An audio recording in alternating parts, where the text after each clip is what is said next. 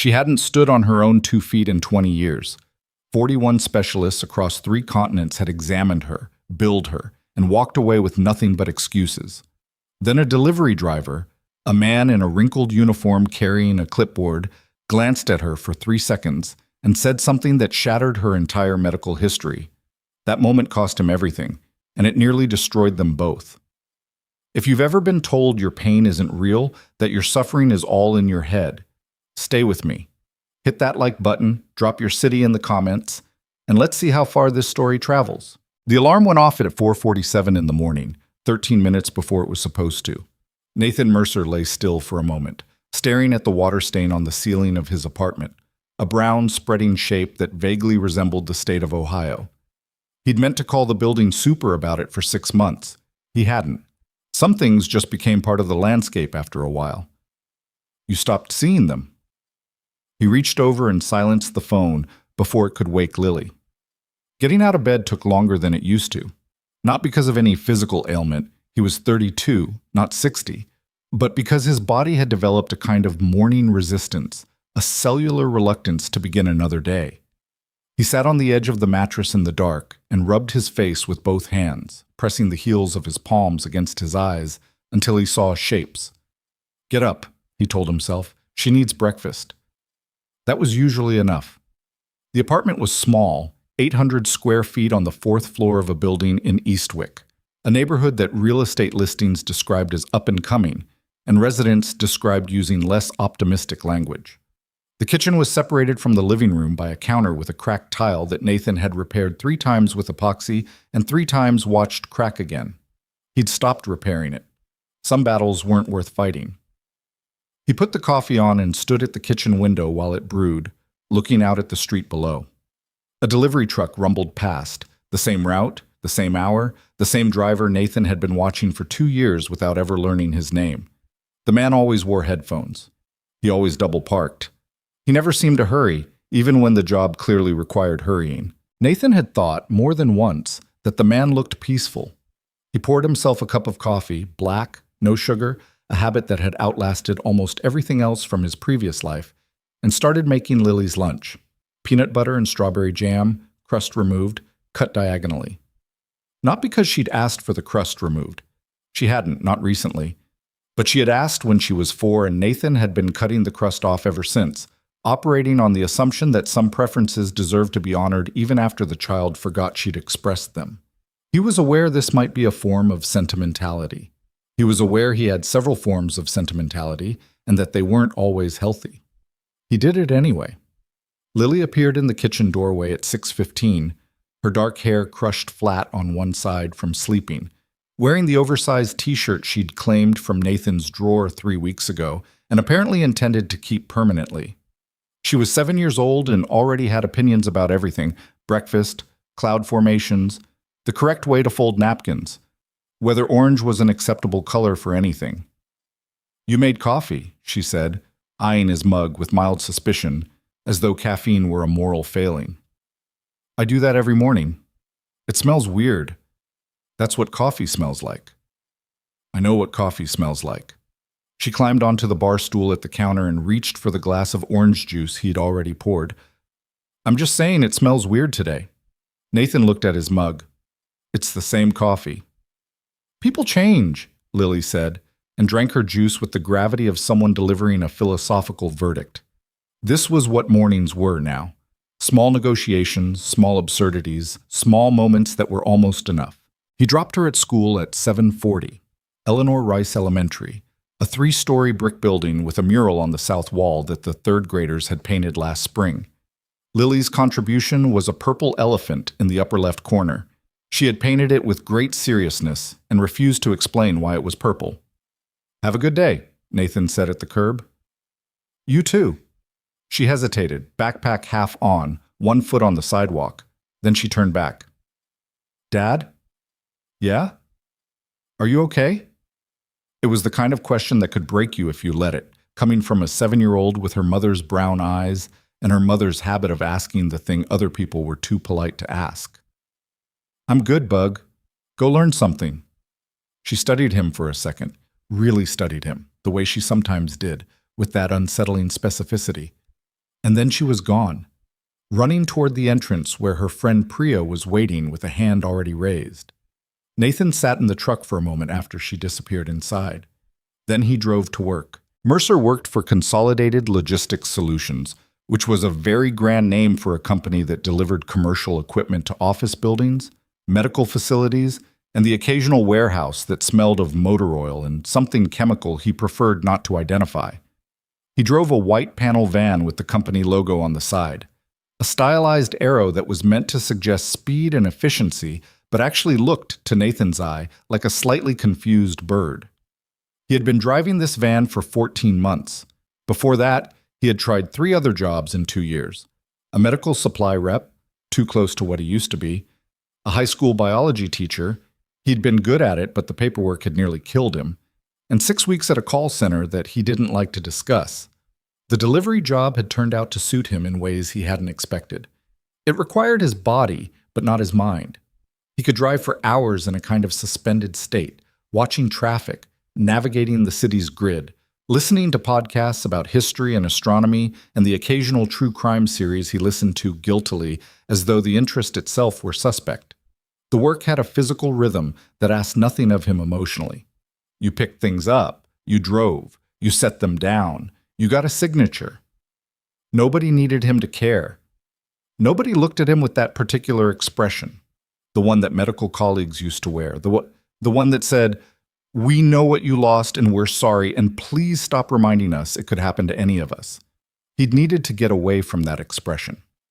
Marcus, his dispatcher, called him at 9:15 with the day's secondary routes. "You've got a priority delivery at Sterling Tower," Marcus said. 17th floor. Medical diagnostic equipment, 3 pallets. Somebody there signed for a special handling protocol, so you're going up with it. "What kind of equipment?" "The kind that costs more than my car," Marcus said. "Be careful with it." Sterling Tower was in the financial district, 40 blocks north, a glass and steel monolith that reflected the sky so perfectly it sometimes looked like a hole cut into the city rather than a building occupying space within it. Nathan had delivered to the lobby twice before, both times dropping packages at the security desk and leaving. Going to the 17th floor was different. He arrived at 10:30, navigated the loading dock with 2 hand trucks and 3 pallets of equipment secured in custom foam casing, and spent 20 minutes in the service elevator with a security guard who seemed to regard the whole enterprise with profound personal skepticism. "They always order this stuff," the guard said, without specifying who they were. "Then it sits in a room somewhere." "Happens everywhere," Nathan said. "Waste of money." "Probably." The 17th floor opened into a lobby that was, by any reasonable measure, extraordinary.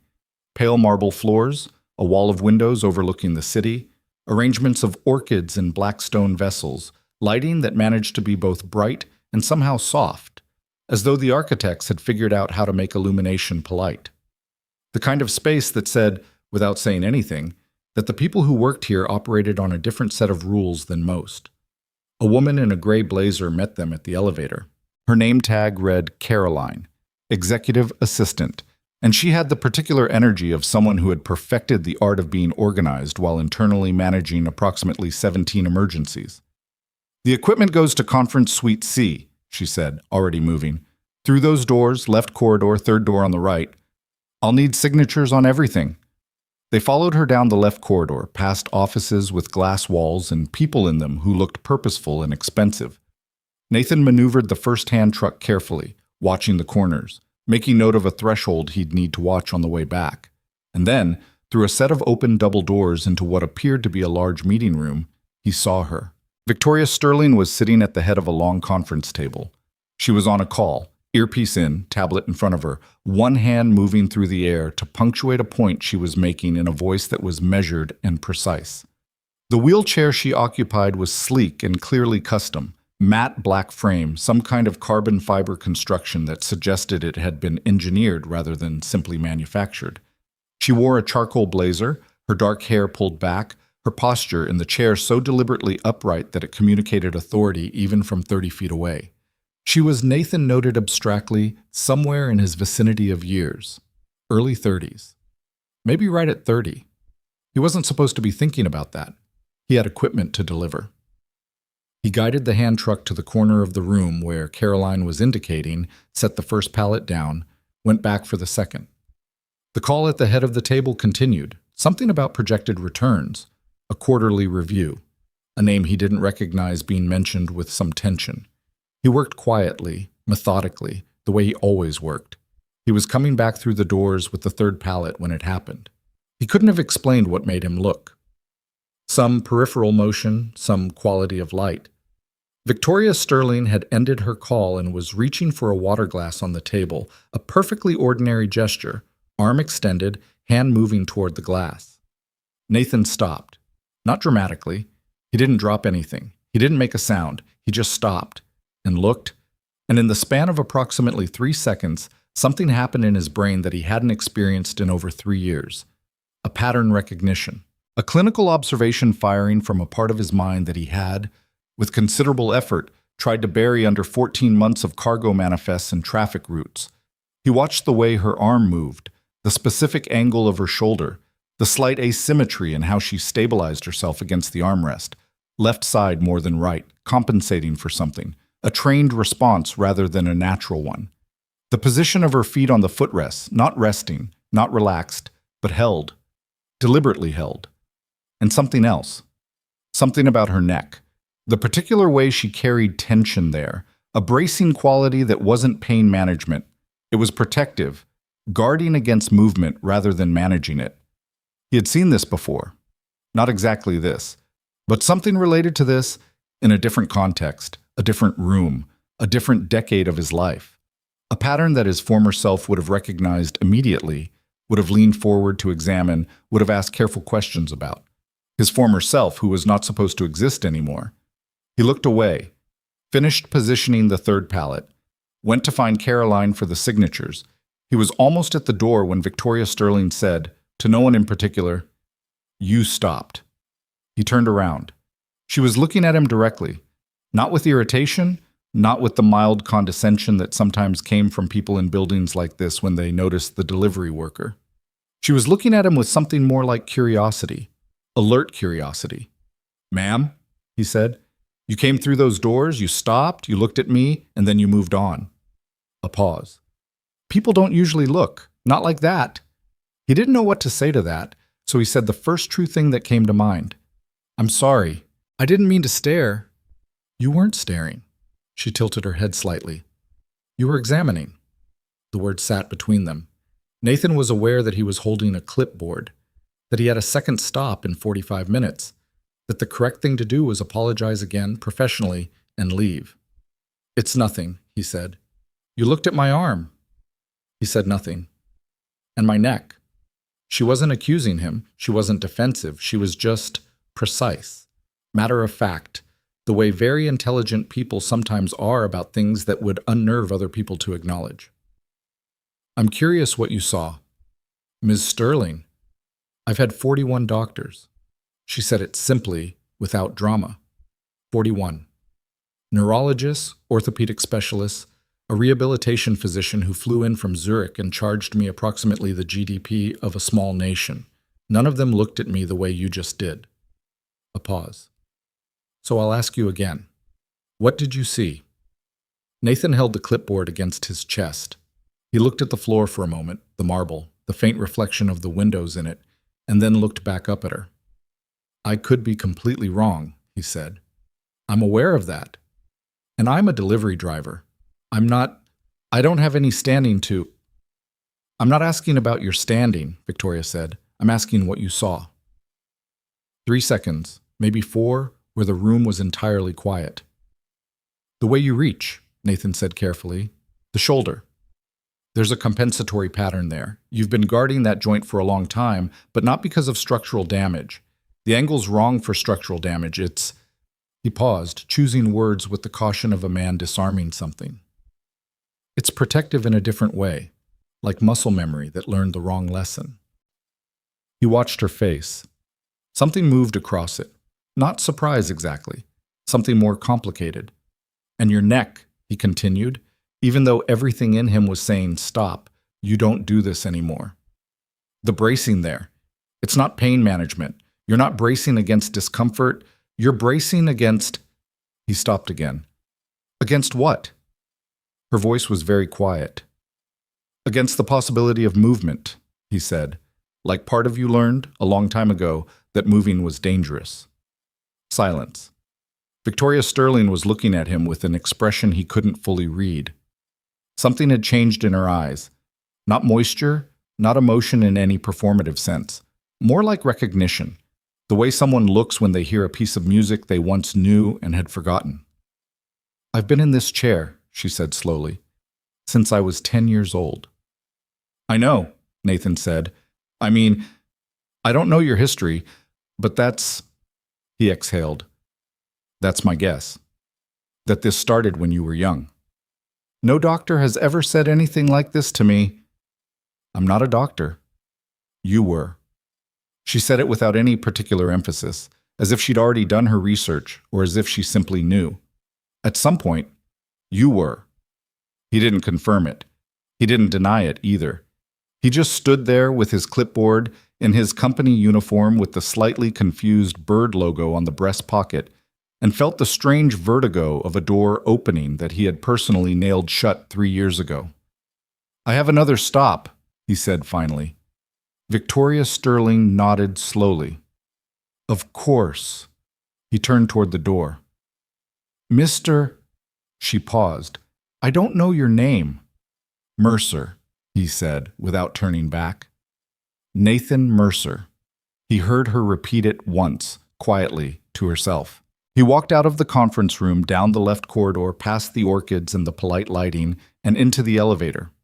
The security guard was still there, still skeptical about everything. Nathan pressed the lobby button. His hands, he noticed, were not entirely steady. He delivered the other 2 stops on his route, medical imaging software to a clinic in Midtown, a set of ergonomic office chairs to an accounting firm in the garment district, and then sat in the van for 20 minutes in a parking garage on 38th Street and did absolutely nothing. He was not supposed to feel this way. He had built something in the past 3 years. Not a good life exactly, not yet, but a functional one. A life with a routine and a daughter and a manageable level of pain. A life where he didn't have to use the part of his brain that had, once, been his entire identity. The part that saw things in people, diagnosed them, mapped their bodies like puzzles he couldn't stop solving. That part of his brain had been active for 3 seconds in a conference room on the 17th floor, and now it would not be quiet. The compensatory pattern in the shoulder. He could still see it. Textbook, almost. The kind of thing that a third-year resident should have caught, given the right context, except that the right context required knowing what you were looking for, knowing that a physical presentation could be rooted in something that didn't show up on any imaging scan. He had spent 4 years of his former career working in neurological rehabilitation. He had seen cases, rare cases but real ones, where physical paralysis or severe motor impairment had its roots not in structural damage to the nervous system, but in the nervous system's response to psychological trauma. Conversion disorder, it was called in the clinical literature, though the label had always struck him as inadequate for what it actually described. It wasn't conversion. It was more like protection. The body learning to perform an injury because the injury was the only safe response the mind could find. It was controversial. It was underdiagnosed. It was genuinely, legitimately difficult to distinguish from organic neurological damage without careful, sustained clinical evaluation. And it was absolutely not something he should be thinking about in a parking garage, regarding a woman he had spent 4 minutes in a room with. He picked up his phone, put it down, picked it up again. He called Marcus.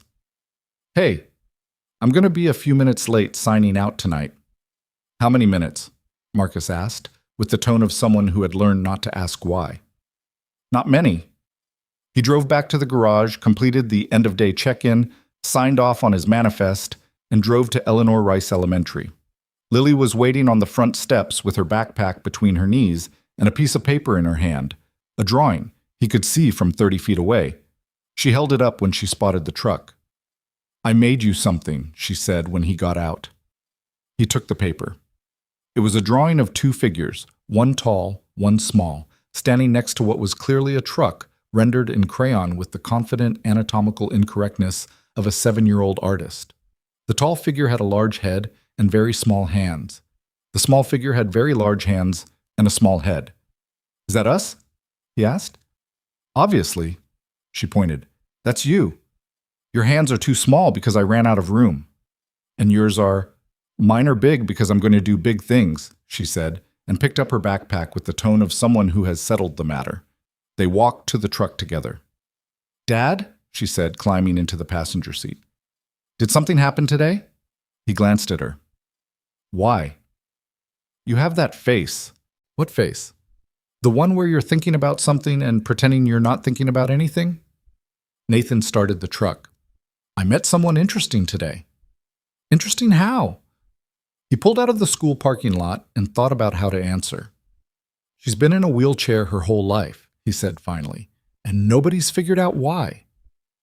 Lily was quiet for a moment, watching the street through the window.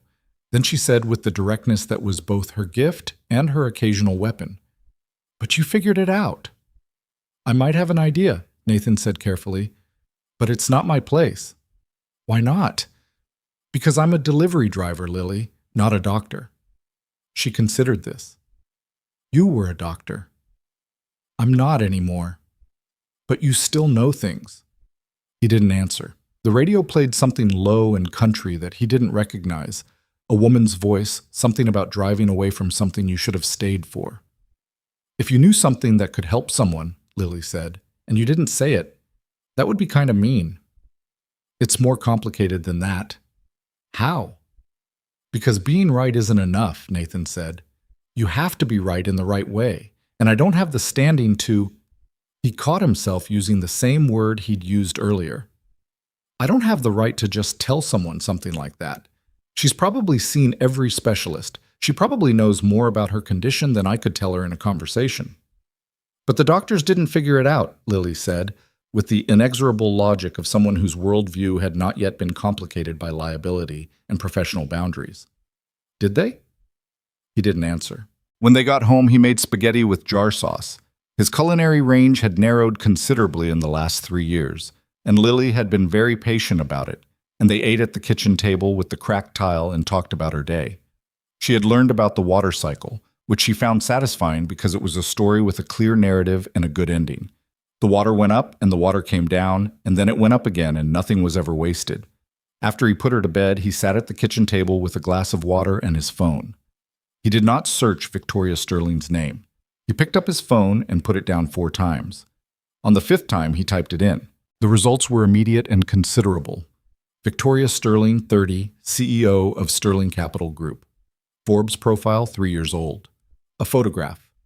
Younger in the wheelchair at what appeared to be a conference, leaning forward over a microphone with the particular intensity of someone who has learned to project authority from a seated position. She was striking, Nathan thought, and then set that observation aside. The business coverage was extensive. SCG was a global investment firm with holdings across 12 countries, headquartered in the tower he'd visited that morning. She'd inherited the chairmanship at 23 following her father's death, and had expanded the firm's market position by what the financial press described, with perhaps excessive enthusiasm, as seismic proportions. The personal coverage was thinner. Her mother had died when Victoria was young. A brother, apparently estranged, one old society piece mentioned him. Richard Langford appeared in several photographs. A man in his mid-60s with silver hair and an easy smile, identified consistently as Victoria Sterling's chief advisor and trusted confidant. He appeared in nearly every photograph Nathan could find that included her at public events. Always nearby. Always in frame. The medical history was not covered in press. Of course it wasn't. But a feature piece from a lifestyle publication 3 years ago included a single paragraph that she had apparently agreed to. Sterling has been in a wheelchair since childhood following an accident. She has described the condition as permanent and does not discuss it further. Those who work with her say she has never allowed it to define her trajectory. An accident. Nathan put the phone down, picked up his water glass, set it down without drinking. He wasn't going to call her. He wasn't going to reach out. He had said what he said, more than he should have said, and that was the end of it. She was a billionaire CEO with an advisor and a team of people and access to every medical expert on the planet. She did not need him. He went to bed at 11. He lay awake until past 2, At 2:23, he opened his phone and typed out a message, not to Victoria Sterling because he didn't have her contact information, but to a number he hadn't used in over 2 years. A colleague, a friend from before, someone who would understand why he was asking what he was about to ask. Hey, I know it's been a while. I have a hypothetical I want to run past you, when you have time. He put the phone on the nightstand. He looked at the ceiling, at the water stain that still looked vaguely like Ohio. He fell asleep sometime before 3. His phone rang at 7:52 the next morning while he was making Lily's lunch. He didn't recognize the number. He almost didn't answer. He rarely answered numbers he didn't recognize, having developed somewhere in the last 3 years a mild aversion to the phone in general, but something made him pick up. Nathan Mercer? A woman's voice. Calm, measured, with a very faint quality of someone who had learned to sound calmer than they felt. He knew it immediately. Miss Sterling, he said. A brief pause. You know my voice. You have a distinctive way of speaking. I've been told it's intimidating. It's not intimidating, Nathan said, which was almost true. It's precise. I'll accept that. A pause. I want to meet with you. Ms. Sterling, I know what you're going to say. You're going to say you're not a doctor, that you spoke out of turn, that you didn't mean to imply anything. I'd prefer to skip that part. Her voice was still measured, but he could hear something underneath it now, the particular quality of someone making an effort that costs them something. I've been thinking about what you said since yesterday morning. I haven't slept. Neither have I, he said, before he could stop himself. A pause. He could almost hear her deciding whether to respond to that. Will you meet with me? She said. I'm working until 5. This evening, then. She gave him an address. Not Sterling Tower, somewhere residential, in one of the quieter parts of the city. 6:30, if that's convenient. It wasn't convenient exactly. He'd need to find someone for Lily. I'll be there, he said. He stood at the kitchen counter after he hung up, sandwich half made in front of him, the jar of strawberry jam still open. Was that the wheelchair lady? Lily asked from the doorway. He stared at her. How did you You had your thinking face again. She walked past him to the refrigerator and got out her juice. And you said Ms. Sterling, which is fancy. Normal people have normal names. She's not exactly normal people, Nathan said. Neither are you, Lily said, pouring her juice, entirely unconcerned. He finished making the sandwich, cut it diagonally, left the crust on because he forgot, and didn't go back to remove it. The address turned out to be a townhouse on a tree-lined street. Elegant, understated, the kind of building that looked unremarkable from the outside because the people inside didn't need to impress anyone with their exterior. A ramp beside the front steps, discreetly integrated into the architecture as if it had always been intended to be there. Caroline opened the door. She had traded the gray blazer for more casual clothes but retained the air of someone managing an invisible emergency. Mr. Mercer, please come in. The interior was warmer than he'd expected. Books everywhere, real books, used books, with broken spines and post-it notes visible in several. Photography on the walls, mostly black and white. A grand piano in one corner of the main room that looked, unlike most pianos in rooms like this, as though it was actually played. The sheet music on the stand was open and annotated in pencil. Victoria Sterling was by the windows. She had traded the charcoal blazer for a navy sweater, and her hair was down. Without the conference room behind her and the executive machinery in motion around her, she looked, not smaller, not that exactly, more like an actual person rather than a position. You came, she said. I said I would. She nodded at the chair across from her, an armchair positioned so they could be at roughly the same level. He noticed the positioning and appreciated it without knowing exactly why. I want to tell you something before we do anything else, she said when he'd sat down. And I want you to understand that I don't tell this to people. I haven't told most of it to the therapists I've seen, and I've seen several. You don't have to. I'm aware that I don't have to. The precision again. Not cold, something more considered than cold. I'm choosing to. Because what you said yesterday was the first thing in 20 years that made me feel like the story I've been told about my own body might not be entirely accurate. Nathan was quiet. I was 10, Victoria said. My best friend was a girl named Emma Hartley. We went on a ski trip together, a school trip, one of those winter excursions that rich parents organize and other children spend 3 weeks being jealous of. A pause. There was an accident. Emma fell. I was above her on the slope and I watched her fall and I couldn't. She stopped. You don't have to. I know. She took a breath. Carefully, deliberately. I couldn't reach her. By the time the ski patrol got there, she didn't finish that sentence either. She didn't survive the fall. I'm sorry, Nathan said. That evening, Victoria continued as if she hadn't heard him or had heard him and was moving past it the way someone moves past a landmark on a road they need to travel. I woke up in the hospital and I couldn't move my legs. The room was very quiet. The doctors found nothing conclusive, she said. No spinal damage, no neurological lesion, nothing that fully explained the paralysis. But the theories were varied and confident, the way medical theories often are when the evidence is ambiguous. Inflammation, a stress response to the cold, a latent congenital weakness aggravated by trauma. Her mouth tightened slightly. Every doctor had a different explanation, and none of them could agree, and none of them made me walk again. Victoria, Nathan said, her name, without the title, which was either a mistake or necessary, and he couldn't tell which. What I said yesterday, I want to be careful about how I say this. Say it carefully then. I'm not diagnosing you. I don't have the information to diagnose you.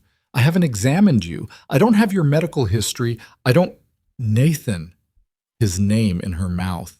Same quality, neither cold nor warm, but precise, intentional. Just say what you think. He leaned forward, elbows on knees. What I think, he said slowly, is that your body might have learned something that day. Not broken, learned. A response, a coping mechanism, the most profound one the nervous system knows how to produce. The physical became the container for something that couldn't be processed any other way. A pause. The guilt of watching Emma fall and surviving when she didn't. Victoria said nothing.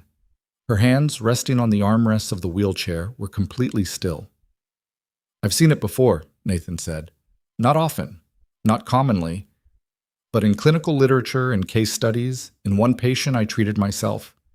The body can perform an injury, protect the person inside it by literally removing the possibility of certain movements, certain actions. Because the mind decided, on a level that has nothing to do with conscious thought, that those movements, standing, walking, moving freely through the world, were what had failed. What had failed, Victoria repeated. You were standing on a slope, Nathan said quietly. You had 2 working legs and you could not save her. The silence that followed was the heaviest silence he had been in since standing in a hospital corridor 3 years ago, being told information he had known was coming and had been unable to prevent knowing would destroy something in him permanently. Victoria Sterling was looking at him with those clear, precise eyes, and something in them, very slowly, very quietly, was starting to come apart. I have to tell you something, she said finally. Okay. I have cried approximately 6 times since I was 12 years old, she said. I'm not saying this as a point of pride. I'm saying it because the alternative is that you watch me cry and we're both uncomfortable, and I'd prefer to give you advance notice. Nathan looked at her for a moment. Then, despite everything, despite the enormity of the room they were in and the heaviness of what they'd just said, and the general impossible strangeness of the past 2 days, he almost smiled. I can handle it, he said. She looked at him. You're certain? I have a 7-year-old, he said. I can handle most things. Something shifted in her face then, not a smile exactly, more like the place a smile might be, once the weight of the room became less total. Tell me about her, Victoria said. And Nathan Mercer, who had not talked about Lily to anyone outside of absolute necessity in longer than he could clearly remember, opened his mouth and started to talk. Bob. The night stretched on. The tea went cold. Outside, the city moved through its ordinary hours. Trucks, wind, the distant sound of a train, entirely unaware that in a townhouse on a quiet street, 2 people were sitting in the honest dark, trading the things they'd never told anyone. Neither of them noticed when midnight came. The tea had gone cold an hour ago, and neither of them had moved to do anything about it. Nathan had talked about Lily for longer than he'd intended. Her purple elephant, her opinions about Orange, the way she'd looked at him that morning with her mother's eyes and asked if he was okay. He'd talked about the lunch he made every day with the crust cut off, and how he wasn't entirely sure anymore whether he did it for Lily or for himself.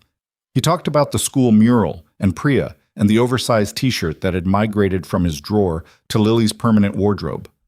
Victoria had listened in the way that certain people listen, not waiting for their turn to speak, not performing attention, but actually receiving what was being said. She asked questions at the right moments, small ones that opened things rather than closed them. How old was Lily when her mother died? What was her mother's name? Did Lily remember her? Her name was Claire, Nathan said, and Lily was 4. So she has pieces. Impressions, maybe. She remembers the smell of Claire's shampoo. She told me that once, out of nowhere, in the cereal aisle at the grocery store. She just stopped and said, "Mom smelled like green apples." He paused. I hadn't known that. I'd forgotten. Victoria was quiet for a moment. What happened to her? Brain aneurysm. The clinical term came out of him automatically, the reflex of a man who had processed grief through the language he knew best. She was 31, no prior symptoms. She was at work, she was an architect, she had her own small firm, and she sat down at her drafting table and she was gone. He looked at his hands. 20 minutes between her calling me to say she'd forgotten to take her lunch, and the hospital calling me to tell me she was already gone. 20 minutes. And you were in surgery, he said, with a patient. I had my phone off. He hadn't said that to anyone, not the specific geography of it, that he'd had his phone off, that he'd been inside someone else's emergency while his own was beginning, that he'd walked out of the OR to 3 missed calls from an unknown hospital number, and 2 from Claire's office, and 1 from her assistant, whose name he still couldn't say. Victoria didn't say she was sorry again. She had said it once, quietly, and she seemed to understand that saying it again would be a different thing, an obligation, a social gesture. She just looked at him with those clear eyes and let what he'd said occupy the room at its actual size. You left medicine because of it, she said. Not immediately. I tried to go back. 6 months later, I was in a consult and He stopped. I couldn't be certain anymore. About my own judgment. When you've missed something that enormous, right in your personal life, when your entire professional identity is built on seeing things other people miss, and then you miss the most important thing possible. The ground moves. He exhaled. I stopped trusting myself. Victoria turned her wheelchair slightly toward the window. The city was doing its late evening thing outside. Lights, movement, the distant sound of a siren bleeding into traffic noise and then out again. When she spoke, her voice had the quality of someone measuring words before releasing them. I stopped trusting myself at 10 years old, she said. I just didn't know that's what happened. The statement landed in the room and sat there. Tell me something, Nathan said. Before that day, before Emma, were you always comfortable moving? Physically, I mean. Running, climbing, not in a wheelchair. I was athletic, she said. Competitive. I was a good skier, actually. Better than most girls my age. My instructor said I had good instincts about the mountain. A pause. Which I suppose is what makes the whole thing particularly... She searched for a word. Thorough. The irony. The precision, she said quietly. The body knew exactly where to put the punishment. The word punishment dropped out of her with a flatness that suggested it wasn't a new word, that it was one she'd used in her own mind, privately, for 20 years, without having said it out loud. You don't think of it as punishment, Nathan said carefully. Clinically. The mechanism isn't punitive, it's protective. The mind does this to... I know what you're going to say, Victoria said, not unkindly. But can you allow me to have used the word punishment for 20 years and not immediately correct it? Just for now? He stopped. Fair, he said. A beat. I know it isn't punishment, she said then more quietly. I know that. Somewhere I know it. But knowing something and having it live in your body are 2 completely different experiences. Yes, Nathan said. They are. The clock on the bookshelf said 11:47. He had a babysitter, his neighbor, Mrs. Okafor, who was 70 and said she was happy to sit with Lily, but had a complicated relationship with being called after midnight. He should go. He needed to go. He didn't move. "What happens next?" Victoria asked. The CEO tone had come back into her voice slightly.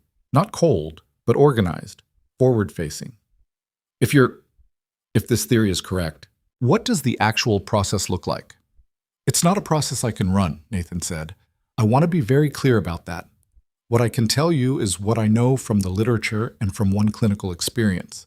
The intervention, if that's even the right word, is gradual. It involves revisiting the traumatic event, not once, not in a single dramatic confrontation, but repeatedly, carefully, in controlled conditions with a qualified therapist," Victoria said, with a flatness that told him something. "You've had therapists." "Many." She looked at the window. None of them ever connected Emma's death to the paralysis. They treated them as separate, one a grief issue, one a neurological issue. "I would talk about Emma in one room and go to physical rehabilitation in another, and the two conversations never touched." She paused. "Nobody ever put them in the same room." Nathan was quiet for a moment. "I can give you a name," he said. "Someone who works at the intersection of trauma and somatic response. She's in this city. She's not cheap. Money isn't the issue." "I know. I'm just covering my bases." He leaned back in the armchair. "And I want to say this clearly, Victoria. I could be wrong. This could be something else entirely. I observed you for 3 seconds in a conference room. That's not a diagnosis. That's an impression." She turned back from the window. "And yet it's the most accurate impression anyone has had in 20 years. He didn't have a response to that. "Give me the name," she said. He pulled out his phone, found the number. Dr. Abigail Voss, whose name he hadn't looked up or thought about in 3 years but had apparently never deleted, and texted it to Victoria's number, which she read to him from memory. "One more thing," she said, as he put his phone away. "Okay. Your friend from last night, the one you messaged with a hypothetical." He looked at her. "You know about that?" "I don't know the specifics, but I know you did your research, and I know you're not the kind of person who acts on impulse without verifying, so I assumed." A pause. "What did they say?" Nathan was quiet for a moment. "They said the presentation I described was consistent with functional neurological disorder. They said it was rare but real and underdiagnosed, and that the right clinical approach could produce significant improvement in some cases." "Significant improvement," Victoria repeated. "In some cases," he said again carefully. She looked at him for a long moment. The city made its sounds outside. The clock said 11:52. "You're being careful," she said. "I'm being honest. Those are the same thing for you." He wasn't sure if that was an observation or a compliment. He stood up. "I need to get home to Lily." "Of course." She moved the wheelchair toward the hallway ahead of him and paused at the front door. Caroline materialized from somewhere to the left. Had she been there all evening? Had she been somewhere in the house this whole time, quietly managing the invisible emergency? And handed Nathan his jacket. He put it on. "Nathan," Victoria's voice at the door. He turned. "Thank you for coming, and for..." She seemed to take stock of what she wanted to say. "For saying the thing in the conference room. You could have not said it." "I almost didn't," he said. "I know." And somehow she did know, or at least she understood the kind of person who would have that battle with themselves. "I'm glad you lost that argument." He walked down the front steps to the street, past the ramp, past the tree whose roots had buckled a section of the sidewalk. The night was cool and smelled of car exhaust and something faintly floral. A window box somewhere, marigolds maybe, that ridiculous optimism of people who plant flowers in cities. He sat in the truck for a moment. Then he drove home. Mrs. Okafor was in the armchair watching television with the sound very low, which was her system for being asleep without admitting she'd been asleep. She surfaced when he came in, accepted the $30 he pressed on her despite her protests, and made her way out the door with the unhurried dignity of a woman who had been doing favors for people for several decades and had developed her own economics around it. He checked on Lily. She was exactly where she always was. On her back with one arm flung wide and the covers migrated entirely to the left side of the bed, one sock on and one sock on the floor, the nightlight making the room the color of weak tea. He stood in the doorway for a moment. He went to bed. He didn't sleep well, but it was a different kind of not sleeping than the previous night. Less circular.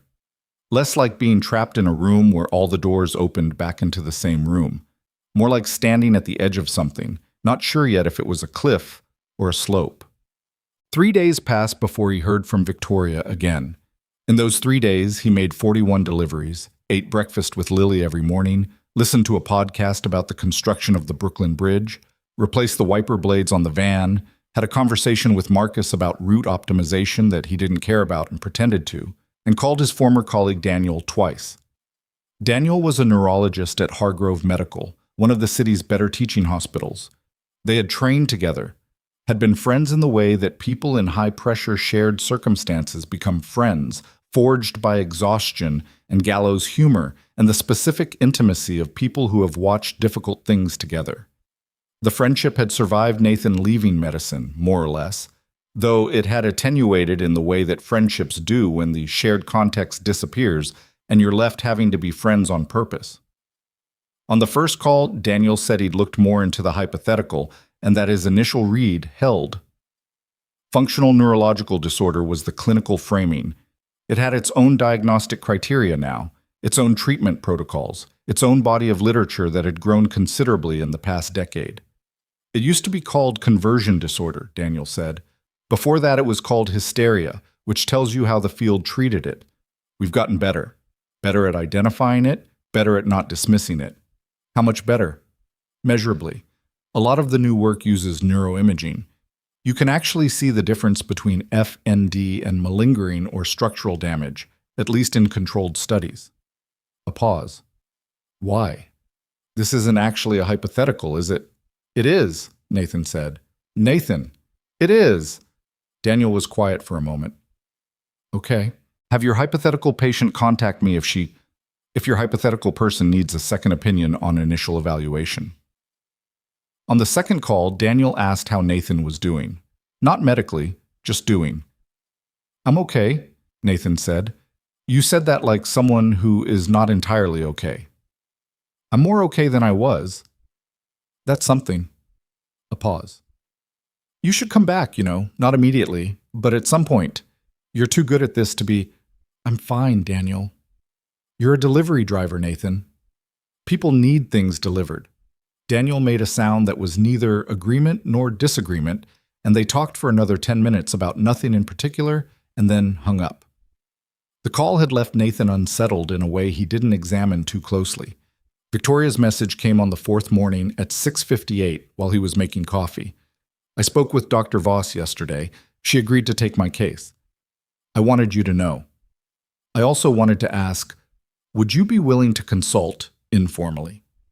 I understand that's an unusual request. You can say no. He read it standing at the counter with the coffee brewing and Lily not yet awake. He typed back, what does consult informally mean to you? The response came in under 2 minutes, which told him she'd been waiting. It means I'd like you involved in the process, not as a physician, as the person who saw it first. I'm aware this is unconventional. He looked at the coffee maker.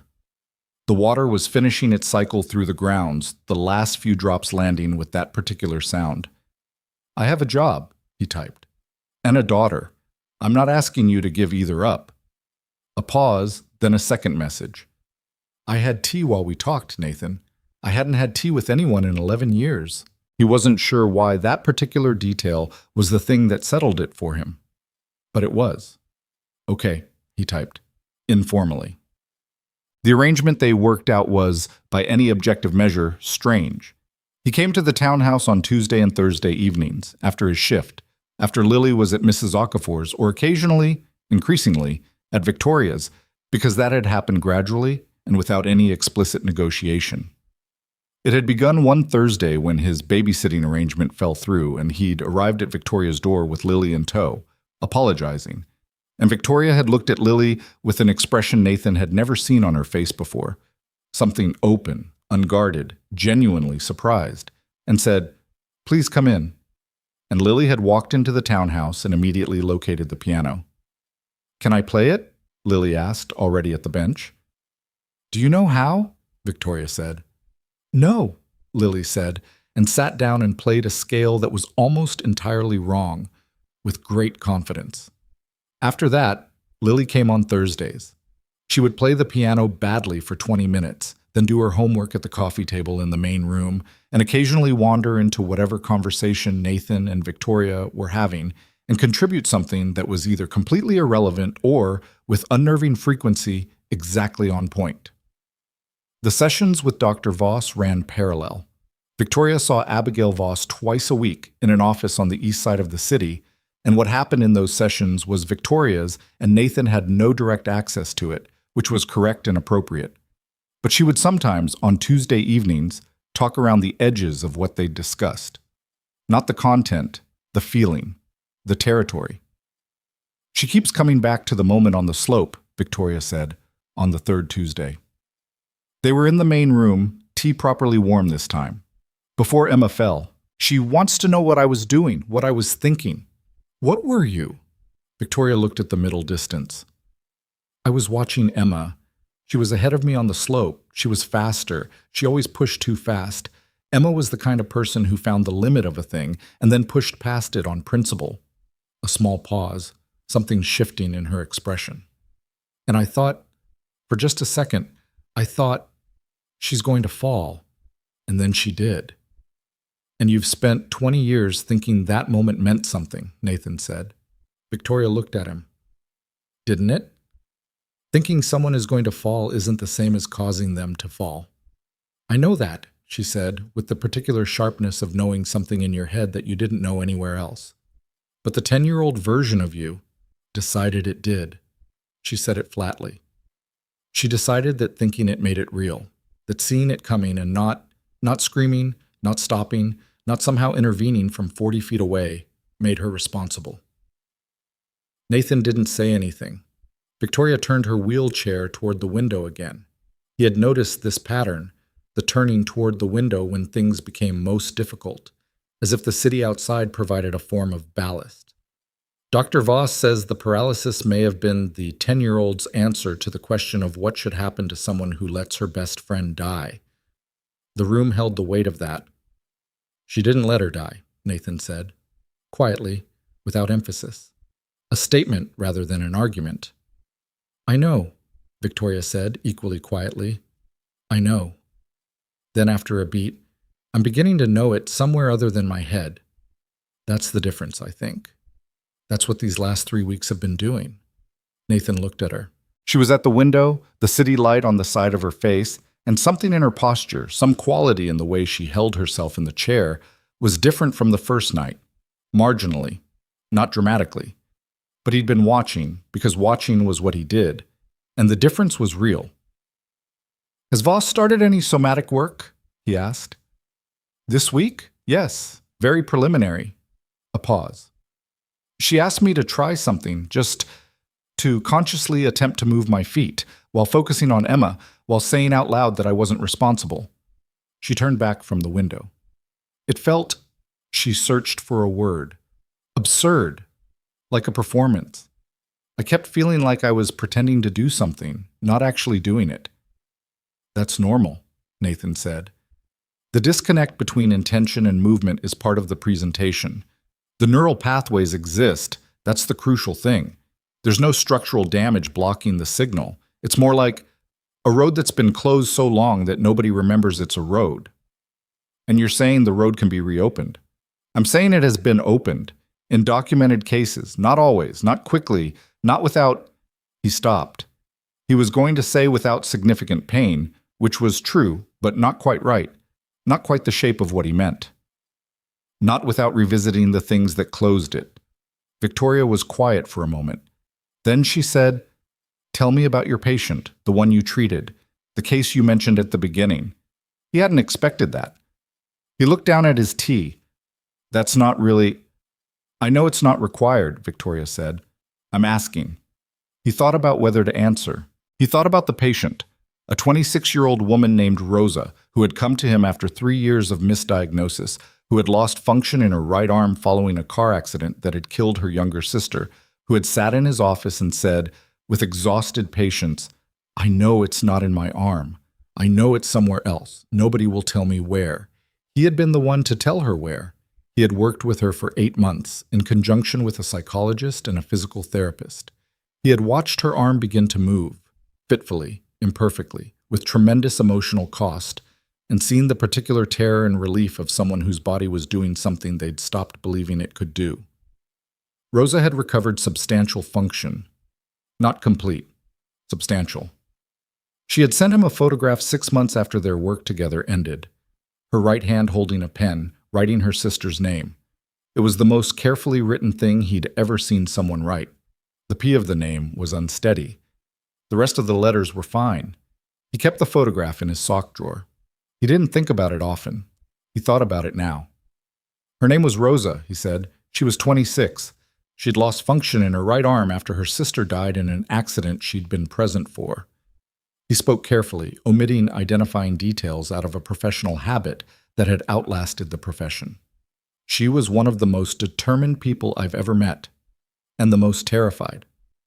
Victoria was listening. She recovered most of the function, Nathan said. Not all. She has limited fine motor control. She'll probably always have limited fine motor control, but she can write. She can hold things. She can... He paused. She got her life back. Not all of it. Most of it. Not all of it, Victoria said. No. A pause. I appreciate that you said that, Victoria said. Most people would have ended the story at the recovery. Most people haven't spent enough time around medicine to know that stories don't end at the recovery, Nathan said. They just change shape. Lily appeared in the doorway from the kitchen, where she had been doing homework, and apparently also helping herself to whatever was accessible in the refrigerator, because she was holding a container of yogurt that she almost certainly hadn't asked permission for. Victoria, Lily said, as if joining a conversation she had been part of all along. Did you have a best friend when you were my age? Victoria looked at her. I did, she said. What was her name? A moment that was too full to be simple. Emma, Victoria said. Lily nodded, processing this with the seriousness she applied to most things. Do you still think about her? Every day, Victoria said. Lily licked her yogurt spoon and thought about this. My teacher says the people we miss are still around if we let ourselves feel them. I don't know exactly what that means, but I think it means something good. Victoria was very still. You know, Lily continued with the unselfconscious momentum of a child who has not yet learned which things are too honest to say, the kids at school who feel the worst are always the ones who try to not feel sad. They try really hard, and then they're just sad and tired. That sounds right, Victoria said in a voice that was very careful. You should feel sad about Emma, Lily said with absolute seriousness. It's allowed.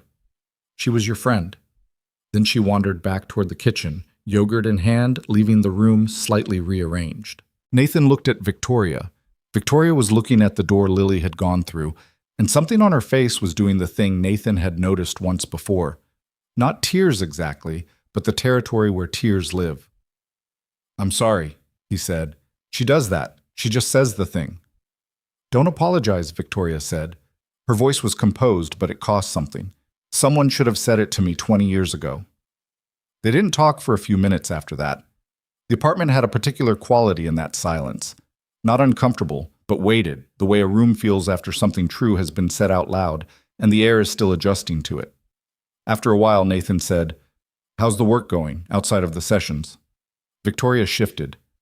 Richard thinks I've become reckless. It was the first time she'd said the name to him. He knew who Richard Langford was.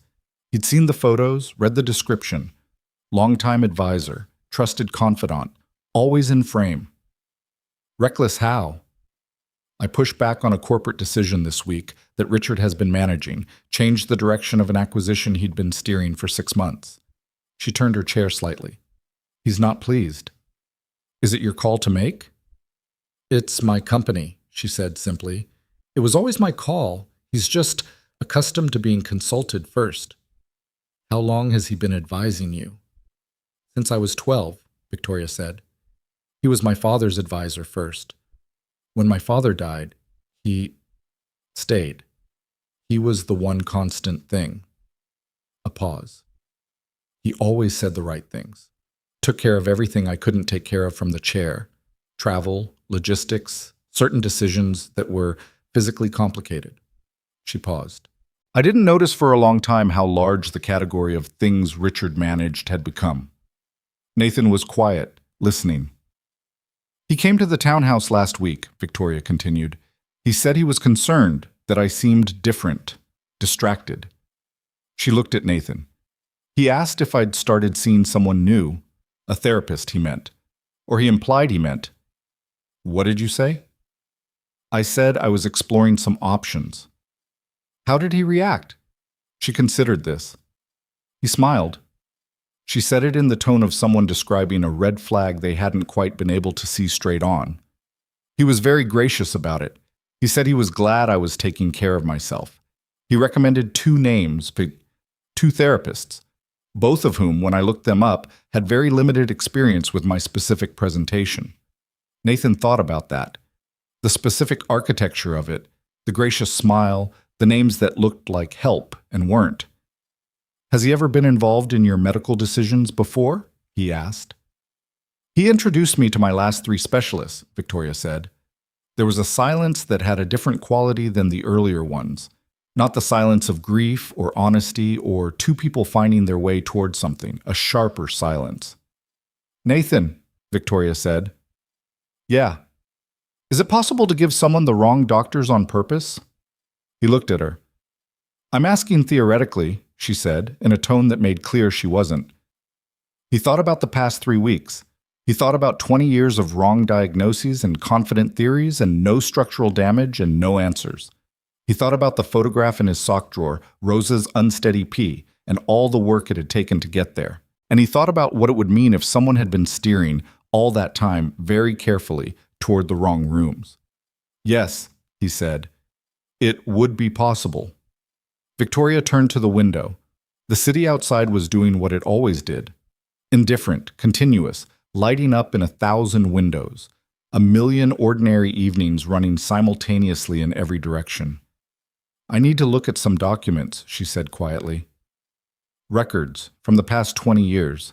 I need someone who understands medical language to help me understand what I'm looking at. Nathan was quiet.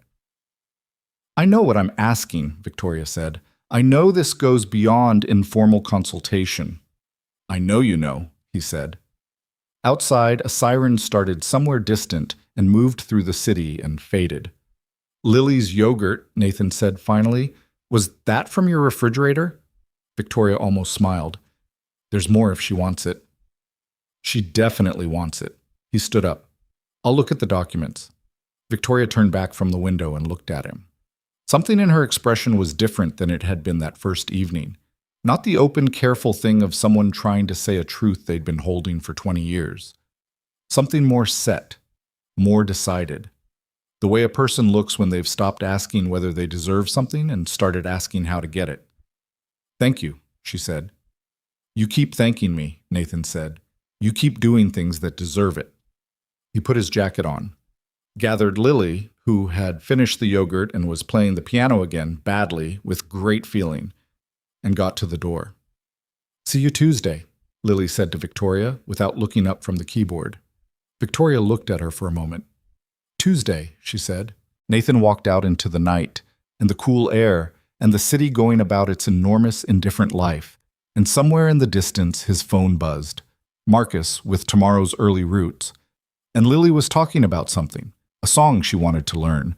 Whether the piano in the townhouse was the same kind of piano as the one at school, whether Victoria might teach her something even though Lily suspected Victoria didn't play. I don't know if she plays, Nathan said. She looked at the sheet music while I was playing, Lily said, like she missed it. He glanced at her. She used to play, Lily said, with the certainty of someone who has decided this is true. And then she stopped. Nathan drove home through the city, through the lights and the ordinary Tuesday night, and he thought about closed roads and whether they could be reopened. He thought about Rosa's unsteady pee. He thought about a 10-year-old girl on a slope, watching her best friend fall and deciding, in the wordless language of a frightened child's nervous system, what the rest of her life would cost. He thought about documents in 20 years, and a man who always smiled at the right moment and introduced people to the wrong doctors.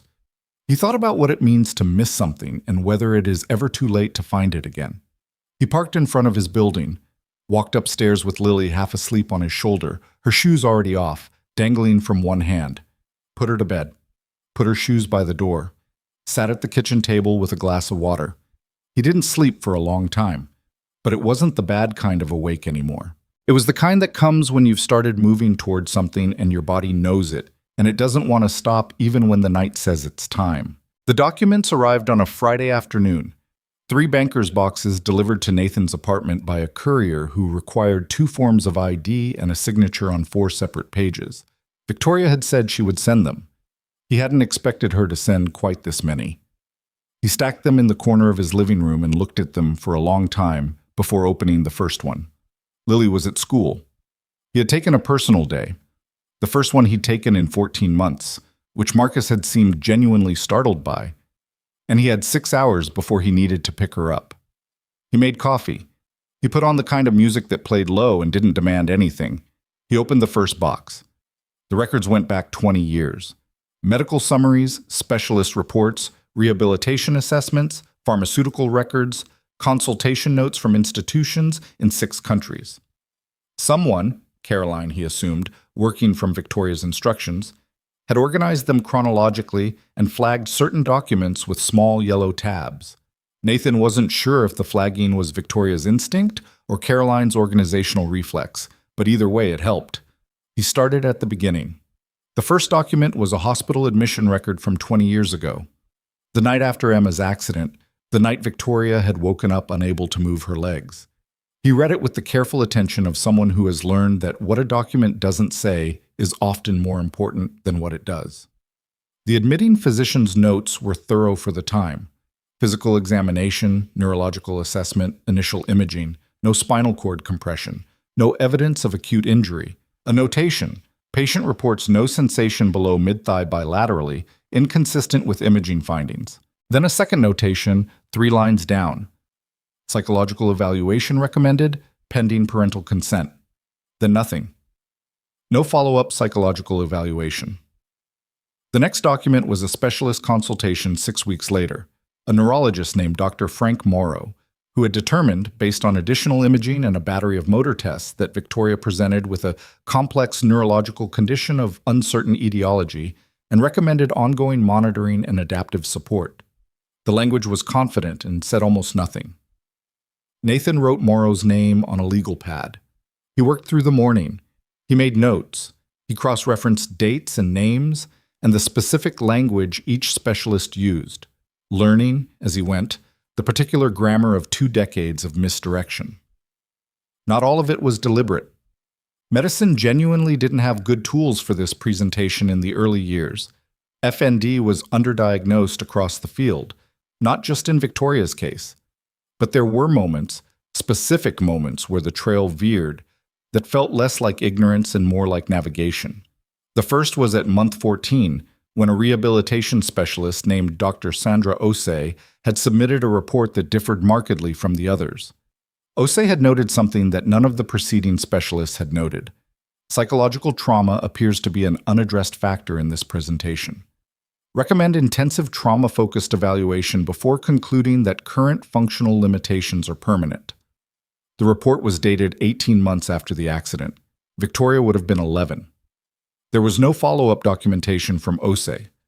No response, no referral, no acknowledgement. The next document in the chronology was another specialist consultation, a different doctor, different institution, that returned to the neurological framing as though Osei's report had never existed. Nathan stared at the gap. He went back through the organizational structure of the documents. They'd been filed by Caroline, who had pulled them from Victoria's own medical archive, meaning Victoria had this document, had presumably seen it at some point, or had it in her possession without knowing what she was looking at. Had Richard Langford seen it? He wrote that question on the legal pad without answering it. He found 2 more moments like this over the next 3 hours. places where a doctor had edged toward the right question and then, in the subsequent documentation, simply stopped appearing in the record. One of them, a psychologist named Dr. Marcus Webb, had written a consultation note that was blunt almost to the point of remarkable. I believe this patient's physical presentation is significantly influenced by unprocessed grief and survivor guilt. I do not believe the current treatment approach is addressing the primary issue. I would like to discuss alternative intervention strategies with the family. The note was dated 9 years ago when Victoria was 21. There was no record of that discussion ever happening. Nathan sat back in his chair. The coffee had gone cold again. He had a talent for neglecting coffee. And the legal pad in front of him had 2 pages of notes and 3 names circled with increasing pressure. He thought about what Victoria had asked him on Tuesday evening. Is it possible to give someone the wrong doctors on purpose? He thought about the gracious smile. He thought about 20 years. He picked up his phone and called Daniel. "I need a favor," he said when Daniel picked up on the second ring. "Those are my favorite calls from you," Daniel said, in the tone of someone for whom this is not actually true. "I need you to tell me what you know about a Dr. Frank Morrow, a Dr. Sandra Osei, and a Dr. Marcus Webb. All of them have done work in this city in the past 20 years. Osei and Webb may no longer be practicing here." A pause. "Nathan, what is happening?" "Research," he said. "Research for who?" "Daniel." "Okay." Nathan could hear him writing. "Give me the names again." He gave the names again. Daniel said he'd make some calls. Nathan thanked him and hung up and sat looking at the legal pad. He thought about Sandra Osei's report, sitting in a box for 19 years, flagged with a yellow tab by Caroline who didn't know what she was flagging, in a room with 2 decades of wrong answers stacked around it. He thought about what it had cost. He gathered the documents back into their boxes, made a fresh coffee that he would probably also forget, and went to pick up Lily. He told Victoria about the documents on the following Tuesday. He had organized his notes, flagged the key documents himself, made a summary that a non-clinician could read without getting lost in the terminology. He'd also, at Daniel's suggestion, done some additional research into Richard Langford's professional background. Not investigative research, just the kind of public record review that anyone with time and internet access could do. What he'd found was suggestive rather than conclusive. Langford had no medical background. He'd been Jeffrey Sterling's financial advisor for 15 years before Jeffrey's death, had transitioned seamlessly into Victoria's orbit afterward. In the years following Jeffrey's death, Sterling Capital Group had expanded significantly. Acquisitions, new holdings, restructured divisions. The company had grown in ways that were good for the company, and by extension, very good for Langford, whose compensation was tied to company performance in ways that Nathan couldn't fully decode, but that Daniel, who had a side interest in financial forensics that Nathan had always found vaguely alarming, had described as unusually comprehensive for a non-executive advisor. "Which means?" Nathan had asked. "Which means the healthier and more active Victoria Sterling is," Daniel had said carefully, "the more she participates in her own company decisions, the less he controls. And the more he controls, the better his compensation." "Can you document that?" "You're asking me to review corporate compensation structures now?" "I'm asking whether it can be documented." A pause. "It's probably in the shareholder filings, most of it. Victoria's legal team would know how to pull it." Victoria's legal team. He'd suggested carefully that she might want to involve them. She'd said she would handle it in her own order. He hadn't pushed. She read his summary in the main room of the townhouse while he sat across from her. She read it slowly, which he'd expected. Victoria did most things with deliberate thoroughness. What he hadn't expected was how still she went. Not the composure he'd become accustomed to, the practiced stillness of someone who had learned to perform calm. Something different, something that was actually still. When she finished, she set the papers down on her lap and looked at the window. "Sandra Osei," she said. "Yes." "I never heard that name, not once in 20 years. "I know. If I had seen her—" She stopped. "You might have," Nathan said, carefully. "Or you might not have. This kind of work it doesn't always take the first time, or the second. You can't know what would have happened." "I know I can't know." Her voice had a careful tightness to it. But she saw it, Nathan. 9 years ago, there was someone who saw it, and she picked the summary up again and put it down. And then she wasn't there anymore. I reached out to her, Nathan said. Victoria looked at him. She's retired. She's in Florida. She remembered your case. He paused. She said she was removed from it. She said Langford contacted her directly and told her that that you had decided to take the treatment in a different direction and that her services were no longer required. Victoria was very quiet. She said she tried to follow up with the family directly, Nathan continued. She wrote a letter. She never received a response. I never received a letter, Victoria said. The room held that. No, Nathan said. I don't think you did. He watched her process it. The specific sequence of emotions that moved across her face was not dramatic. She was not a person who did drama, even now, even with this. It was more like watching weather move across a landscape. First something that looked like shock, or the professional contained cousin of shock. Then something colder and more calculating. Then something that went very deep and was harder to name. The thing that happens when you understand what a loss actually cost and there is no one to charge for it. What do I do with this? She asked. That's your call, Nathan said. Tell me what you would do. He thought about it honestly. I'd go to the board, he said. Not yet. Not until you have more. But I'd build the case, like legal team, forensic accountant, someone who can pull apart the compensation structure and the paper trail. What I have here is a pattern. A pattern isn't proof. It's enough for me, Victoria said. It's enough for you, Nathan agreed. It's not enough for a boardroom. She was quiet for a moment. He's been like a second father, she said. Not with warmth. She wasn't offering the statement as mitigation, more as a fact she was recording. Since I was 12, he knew when I was sad. He knew when I was frightened. She stopped. He always seemed to know what I needed. He did know what you needed, Nathan said, with the particular flatness of someone offering an ugly truth gently. He needed to know how to manage you. She flinched, not visibly, not dramatically. A small movement through the shoulders, the kind of thing you'd miss if you weren't paying attention. I'm sorry, Nathan said. No, she said. Don't apologize. Say the true thing. She turned back from the window. That's what you do. Say the true thing. He didn't apologize again.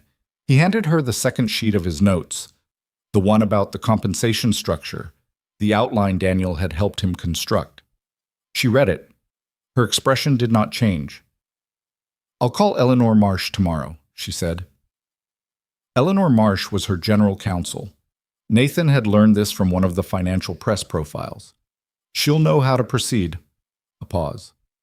I won't tell her where this came from. That's fine. It protects you, she said, from the appearance of conflict. I know. She looked at him. Thank you. For the research. You don't have to thank me every time. I know I don't. A beat. I do it anyway.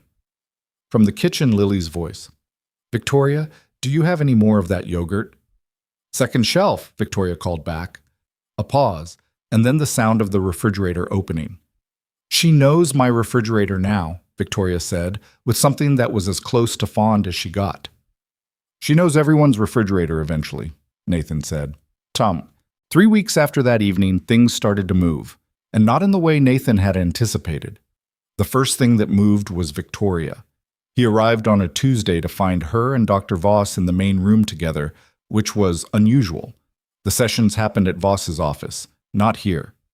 Voss was a small woman in her 50s with cropped gray hair and the particular presence of someone who had spent 30 years in rooms where difficult things were said and had never hardened against it, which Nathan found he respected deeply. Nathan, Victoria said when he came in. Good. Sit down. He sat. We've been doing the somatic work for 5 weeks, Victoria said. Dr. Voss, tell him what happened this morning. Voss looked at Nathan with the composed expression of someone who is professionally accustomed to remarkable things and has learned not to make too much of them in the moment. Victoria was doing the focused intention exercise, she said. attempting voluntary movement in the lower extremities while maintaining the grief dialogue we've been developing, and her left foot moved. Nathan looked at Victoria. Not dramatically, Victoria said immediately. Let's not make it dramatic. It was a twitch, a flex, the kind of movement a sleeping person makes. Voluntary? Nathan said to Voss. She reproduced it 3 times, Voss said, with consistent intentional focus. It faded after about 20 minutes, which is expected. The neural pathway is newly active. The muscles are significantly atrophied, but it was real. Nathan looked at Victoria again. She was looking at him with an expression he hadn't seen before on her face, something that was partly terrified and partly a kind of raw, disbelieving hope that she hadn't yet decided she was allowed to feel. Say something, she said. He stopped. I'm genuinely trying not to make it dramatic, he said, but I want to. I want to very much. Something in her face broke slightly open. Not tears, they hadn't gotten there. Something adjacent. It might not progress, she said, with the discipline of someone pre-managing disappointment. The literature. I know the literature, Nathan said. Victoria. What? Your foot moved. She held his gaze for a long moment. My foot moved, she said, very quietly, as if saying it a second time made it a different and more permanent thing. Voss stayed for another hour, going over the next steps. An accelerated physical therapy component, weekly check-ins with a physiotherapist she'd brought in, adjustments to the somatic work to support whatever pathway had opened that morning. She was thorough and measured and careful with her language, and when she left, she shook Nathan's hand at the door with the grip of someone communicating something. You saw it, right? She said quietly, so Victoria couldn't hear. I made a guess, Nathan said. It was a good guess. A pause. How long has it been since you practiced? 3 years. She looked at him for a moment. Then she went down the front steps to her car without pressing the point, because she was, in addition to being a very good clinician, apparently someone who understood when not to push. Nathan went back inside. Victoria was at the window. The city outside was doing its late afternoon thing, the light going gold, the traffic changing its rhythms as the day shifted gears. She turned when she heard him. I'm scared, she said, without preamble. I know. I've been in this chair for 20 years, Nathan. I've built everything around it. Every system, the whole structure of how I move through the world. You're allowed to be scared. I know I'm allowed. A flash of the familiar sharpness. I'm not asking for permission. I'm just... She stopped. What if it progresses and then stops? What if it goes this far and no further? What if I spend 6 months in physical therapy and get...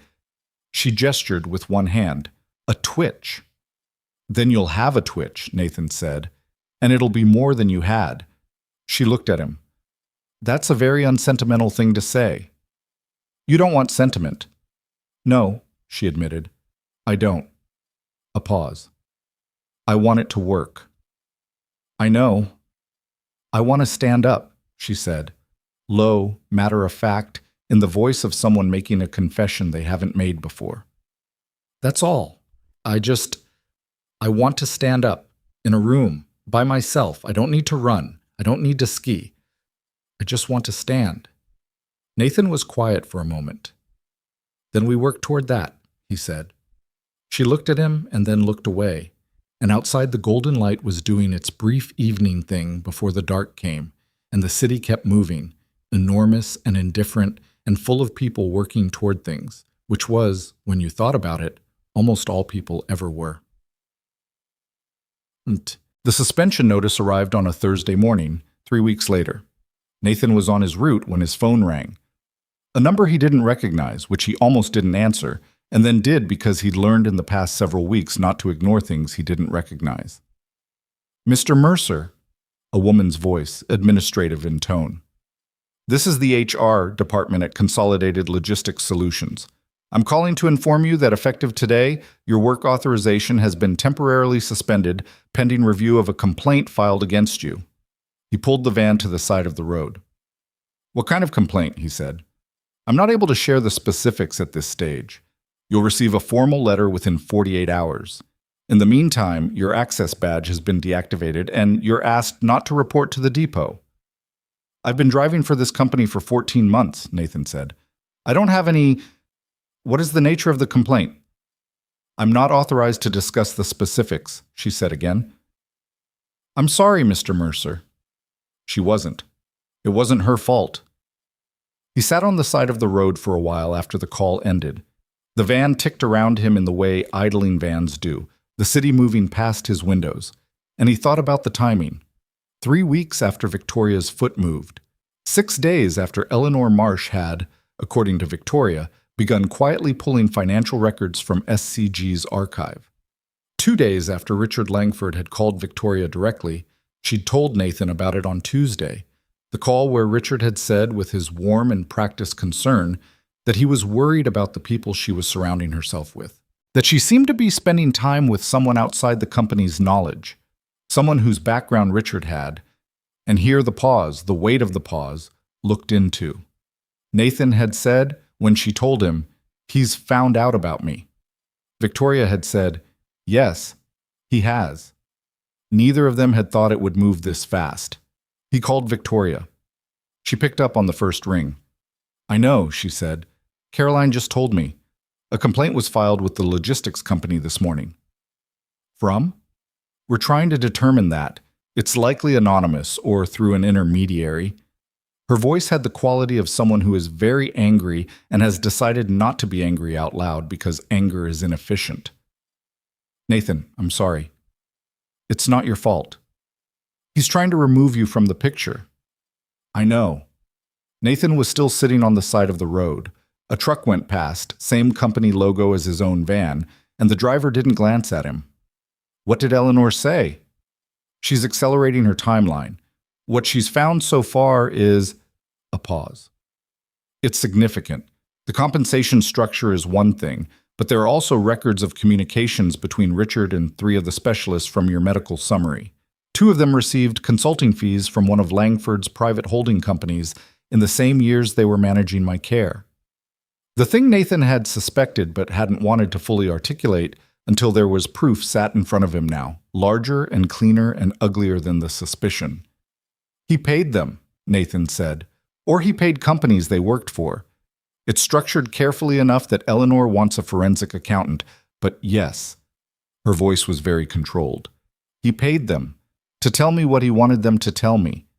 The truck kept going down the road until Nathan couldn't see the logo anymore. "What do you need from me?" he said. "Nothing right now. Eleanor is handling the legal architecture. What I need..." A pause. "What I need you to do is not disappear. He's counting on you disappearing. On you seeing the suspension and deciding this isn't your problem." "It is my problem," Nathan said. "I know." And then quietly, "I know it is. I'm asking anyway." He drove back to the depot. He couldn't get inside with the badge deactivated, but he could return the van, and called Marcus from the parking lot. Marcus picked up and said immediately, "I heard. This is bullshit, Nathan, for what it's worth." "It's worth something," Nathan said. "Do you know anything about the complaint?" "Anonymous filing through a third-party system." Marcus sounded uncomfortable. "Legal says we have to process it. The review will take at least 2 weeks." 2 weeks. He had rent due in 10 days. He thought about calling his sister in Cleveland, who had offered money twice and whom he had refused twice with a stubbornness that was possibly, in retrospect, not entirely rational. He thought about his savings account, which had a balance that was not reassuring. He thought about Lily's school and the cracked tile and the peanut butter sandwiches with the crust cut off. He drove home. He called his sister and told her he might need to borrow some money, and she said, before he'd finished the sentence, "How much and when?" which was the most Claire-like thing anyone had said to him in 3 years, because Claire had also been constitutionally incapable of making someone ask twice. He got off the phone and sat at the kitchen table. He thought about what Langford had done. He tried to be fair about it, tried to look at it from every angle, to be the kind of thinker he'd trained himself to be, to not jump to the easy conclusion. And at the end of the fair, careful review, the conclusion was still the same. A man who had positioned himself as the protector of a vulnerable young woman had, with deliberate ongoing effort, kept her vulnerable, had curated her medical care not for her benefit but for his, had taken a scared 11-year-old with a treatable condition, possibly treatable, probably treatable, and managed her for 2 decades into a dependency that suited him perfectly. Nathan sat with that for a long time. He was still sitting there when Lily came home, let in by Mrs. Okafor, who had a spare key and was using it today because the school had a half day and Nathan had forgotten. "Dad," Lily said, dropping her backpack at the door, "why are you home?" "I took the day," he said. She looked at him with her mother's suspicious accuracy. "You didn't know I was coming home early." "No," he admitted. "I forgot." "Are you okay?" "I'm having a complicated week." She came to the table and sat across from him, backpack still half on. She had apparently recently acquired a small cut on her chin from what she would later describe as a disputed incident involving a jump rope. The bandage she'd applied was slightly crooked. "Is it about Victoria?" she asked. "Partly." "Is she okay?" "She's okay." He looked at his daughter. "Someone is trying to make things hard for us, to stop us from helping her." Lily considered this. "Who?" "A man named Richard. Is he bad?" Nathan thought about how to answer that, the way people are and aren't bad. The complicated geography of someone who had perhaps started as a person with ordinary ambitions and ordinary protections and had, over 20 years, constructed something monstrous out of ordinary materials. "He did bad things," Nathan said, "to someone who trusted him." Lily processed this. "We're not going to stop, right?" "No," Nathan said. "We're not going to stop."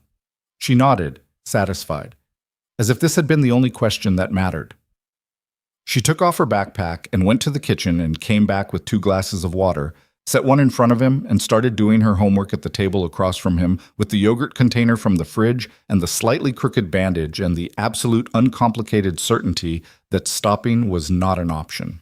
Nathan drank his water. He opened his laptop. He began writing what he knew, everything he knew, in the careful, organized language of someone who had spent a decade documenting medical findings. The discipline of documentation coming back to him like a language he hadn't spoken but hadn't forgotten. He wrote down the names, the dates, the reports that had been ignored. Sandra Osei and Marcus Webb, and the specific moment 19 years ago when someone who could have helped had been removed from the case by a man with financial interests in keeping the patient in her chair. He wrote until it was dark outside, and Lily had finished her homework and wanted to know about dinner. He ordered pizza. He kept writing. At 9:30, his phone rang. Victoria. "Nathan." Her voice was different, not the controlled precision, something that had slipped its leash slightly, a rawness in the syllables. "Something happened today." He sat up. "What?" "At physical therapy. The session this afternoon." She paused. I stood up. He stopped typing. "For about 4 seconds," she said. "I was holding the parallel bars, 4 seconds, and then I sat back down because my legs, they weren't ready. The muscles aren't..." Her voice caught and she stopped. "Victoria." 4 seconds, she said again, and in her voice was everything she'd said to him weeks ago. "I just want to stand up, in a room, by myself." Except it hadn't been by herself. Not yet. She'd had the bars, but the weight had been hers, and the seconds had been real, and 4 was a number she'd never had before. "I heard you," he said. "It doesn't feel real," she said. "I'm looking at my legs right now, and they feel like someone else's legs. I'm sitting in the chair, and I'm looking at them, and I..." She stopped again. "I keep thinking I imagined it." "You didn't imagine it," Nathan said. "Your therapist was there." "She cried," Victoria said, which I thought was unprofessional, but then I thought about how long she'd been in this field and decided she'd probably earned it. He exhaled. It came out unsteady. He hadn't realized until the exhale that he'd been holding himself very tightly since the suspension call that morning, since the road and Marcus and the savings account and the documents and all the weight of what Langford had done. 4 seconds. On parallel bars, against 20 years. "What are you doing right now?" Victoria asked. "Writing down what I know," he said, "for Eleanor Marsh in case it helps." A pause. "Nathan," They suspended you because of me. They suspended me because of Langford. The distinction matters, he said. It matters who did it and why. She was quiet for a moment. I'll make this right. The job, the money, Victoria. I know you don't want Victoria. Firm but not hard. 4 seconds today. What's tomorrow? She was quiet. What's tomorrow? He said again. 5, she said, after a moment. Quietly. With something in it that was bigger than the word. Yeah, he said. He sat in his kitchen for a while after they hung up, the legal pad in front of him and the laptop and the organized documentation of 20 years of deliberate damage. Outside, the city was doing its night routine. Down the hall, Lily was technically asleep and actually, given the sounds, reading with a flashlight, which he had a policy of pretending not to know about. He wasn't afraid of Langford exactly. That wasn't quite the right word. He was afraid of what someone like Langford could still do, the specific power of a person who had spent 2 decades making himself indispensable, who knew where every body was buried because he'd done the burying. That was a different kind of afraid. But Victoria had stood for 4 seconds, on her own feet, on legs that Langford had spent 20 years telling the world were irreparably, permanently, scientifically finished. And she would stand for 5 tomorrow. And 6 after that. Nathan looked at the documentation in front of him.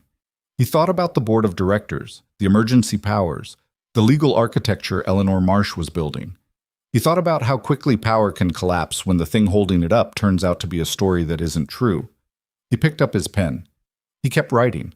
The letter from Consolidated Logistics arrived on a Monday, as promised.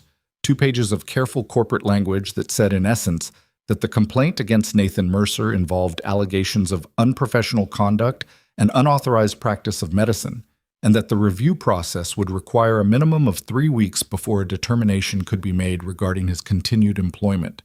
He read it at the kitchen table while Lily ate cereal. He read it twice, folded it along its original creases, and put it in the drawer where he kept documents he didn't want to look at but couldn't throw away. The drawer already contained Claire's death certificate, Lily's birth certificate, and his medical license. The last one still valid, technically, though he hadn't touched it in 3 years. Bad news? Lily asked, watching him over her spoon. Work stuff, he said. The Richard stuff? He looked at her. She had, over the past several weeks, developed a complete and uncomplicated understanding of the situation that Nathan found both impressive and slightly unnerving. In Lily's version of events, there was a sick person, a man who didn't want her to get better, and her father who was going to fix it. The moral architecture was clean and certain in the way that only a 7-year-old's could be. Yes, Nathan said. The Richard stuff. She went back to her cereal. It'll be okay, she said, with the offhand certainty of someone reporting the weather. Nathan folded his hands around his coffee mug. He wished, not for the first time, that he had a fraction of her confidence. He called Eleanor Marsh's office that morning, not to interfere, but because Victoria had given him Eleanor's direct number 2 weeks ago with instructions to use it if anything changed. The suspension letter qualified as something changing. Eleanor's assistant put him through in under a minute, which told him something about how Eleanor had categorized this situation. Mr. Mercer. Eleanor Marsh had a voice like a well-maintained engine, smooth, precise, giving nothing away about the effort underneath. I've seen the letter. I was expecting it. You were expecting it. Langford moved faster than I anticipated, but the mechanism was predictable. The complaint was filed through a shell consulting firm that traces back with some effort to one of his private holding companies. We're documenting the chain now. Nathan was quiet for a moment, absorbing the scale of it. He filed a fake complaint against a delivery driver, he said, through a shell company. He filed a complaint against the person who initiated Victoria's recovery, Eleanor said. The delivery driver part is incidental. A pause. Mr. Mercer, I want to ask you something directly. Okay. The documentation you compiled, the medical summary, the specialist analysis. Are you prepared to submit that formally, signed with your name attached, as part of what we're building for the board? He'd thought about this. He'd thought about it on the nights he couldn't sleep, and the mornings he stood at the window watching the street and the truck that always double parked. He'd thought about what it meant to put his name on a document in a professional capacity when he hadn't used that capacity in 3 years. Yes, he said, it will reactivate questions about your license, about your departure from medicine. I know. Are you prepared for that? He thought about the drawer with the folded letter and the medical license. He thought about Rosa's photograph and the unsteady pee. He thought about Victoria standing at parallel bars for 4 seconds, and the sound of her voice on the phone afterward, raw in a way she almost never let herself be. Yes, he said again. Eleanor paused, not a hesitation, more like she was making a note. The board meeting is being called for 2 weeks from Thursday. Langford is the one calling it. He believes he's getting ahead of this. Another pause. He doesn't know what we have. What do you have? A great deal, she said, including the testimony of Dr. Sandra Osei, who was very cooperative when we reached her last week, and financial records that your friend Dr. Daniel Hargrove was kind enough to help us interpret. Nathan blinked. Daniel? He called my office 4 days ago, said you'd asked him to look into some things, and that he had findings he thought we should see. A brief quality in Eleanor's voice that might have been as close as she got to warmth. You have good people around you, Mr. Mercer. He didn't know what to say to that, so he said nothing, which turned out to be the right choice. 2 weeks from Thursday, Eleanor said. I'll be in touch before then. In the meantime, don't go anywhere. He wasn't planning to. The 2 weeks that followed had the particular quality of time that is both too slow and too fast. Slow in the daily mechanics, fast in the accumulation. Nathan was suspended from work, and so his days lost their structure, which turned out to be harder than he'd anticipated. He hadn't realized, until the structure was gone, how much of his functional stability depended on the simple fact of having somewhere to be at a specific time. He filled the time imperfectly. He took Lily to school and picked her up. He ran in the mornings, something he hadn't done in over a year, through the neighborhood and the park and the blocks where the city was at its most ordinary and indifferent. He called Daniel, and they talked for longer than they had in years, the conversation ranging across medicine and the case and Lily and eventually Claire, who hadn't come up between them explicitly in a long time, though she was always somewhere in the background of everything Nathan and Daniel discussed. She'd have liked Victoria, Daniel said, on one of these calls. She'd have driven her insane within a month, but she'd have liked her. Why insane? Claire didn't have a lot of patience for people who didn't ask for what they wanted, Daniel said. Victoria Sterling seems like someone who spent 20 years not asking for what she wanted. Nathan thought about that. She asked, he said. She asked 41 times. The wrong people kept answering. He went to the townhouse on Tuesdays and Thursdays. Victoria was in physical therapy every day now, morning sessions that were, by her own accounting, exhausting and painful and necessary, and occasionally maddening. The progress was real and slow and inconsistent in the way that all genuine biological progress is. 2 steps forward and 1 step sideways. A day where she could manage 8 seconds at the bars, followed by a day where her legs simply refused to cooperate at all, and she came home to the townhouse frustrated in a way she didn't bother to hide anymore. The not hiding was new. Or not new, more accurately, it was something that had been developing gradually, a slow erosion of the composure that had been her primary public mode for as long as Nathan had known her. She was still precise, still direct, still constitutionally unable to perform distress for an audience, but there was something more permeable now about the space between her interior experience and what she let into the room. One Thursday evening, she came back from physical therapy, set her bag down harder than usual, and said, "I hate today." What happened? Nothing happened. Nothing happening is what happened. She moved the wheelchair to her usual spot near the window, not turning toward it this time, but staying face forward, facing the room. 6 seconds on the bars yesterday, 3 today. And Marianne kept telling me that variation is normal and expected and part of the process, and I understand that it's true, and I wanted to throw something. Did you? I thought about it. A pause. I moved a pen to the edge of the table and looked at it for several seconds. Restrained, Nathan said.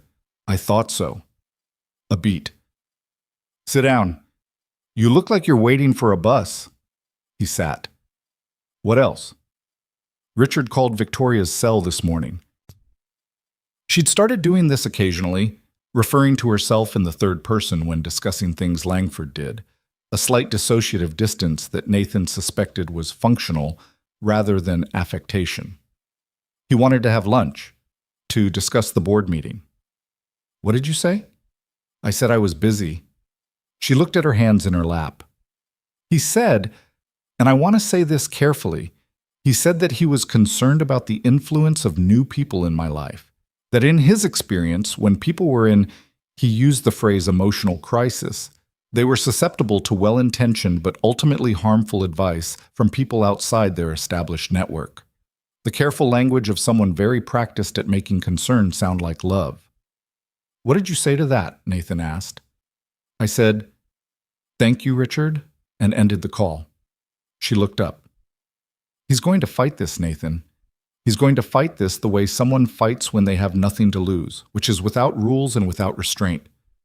Because losing this is everything for him. 20 years of... She stopped. He built his whole life on my incapacity. I know.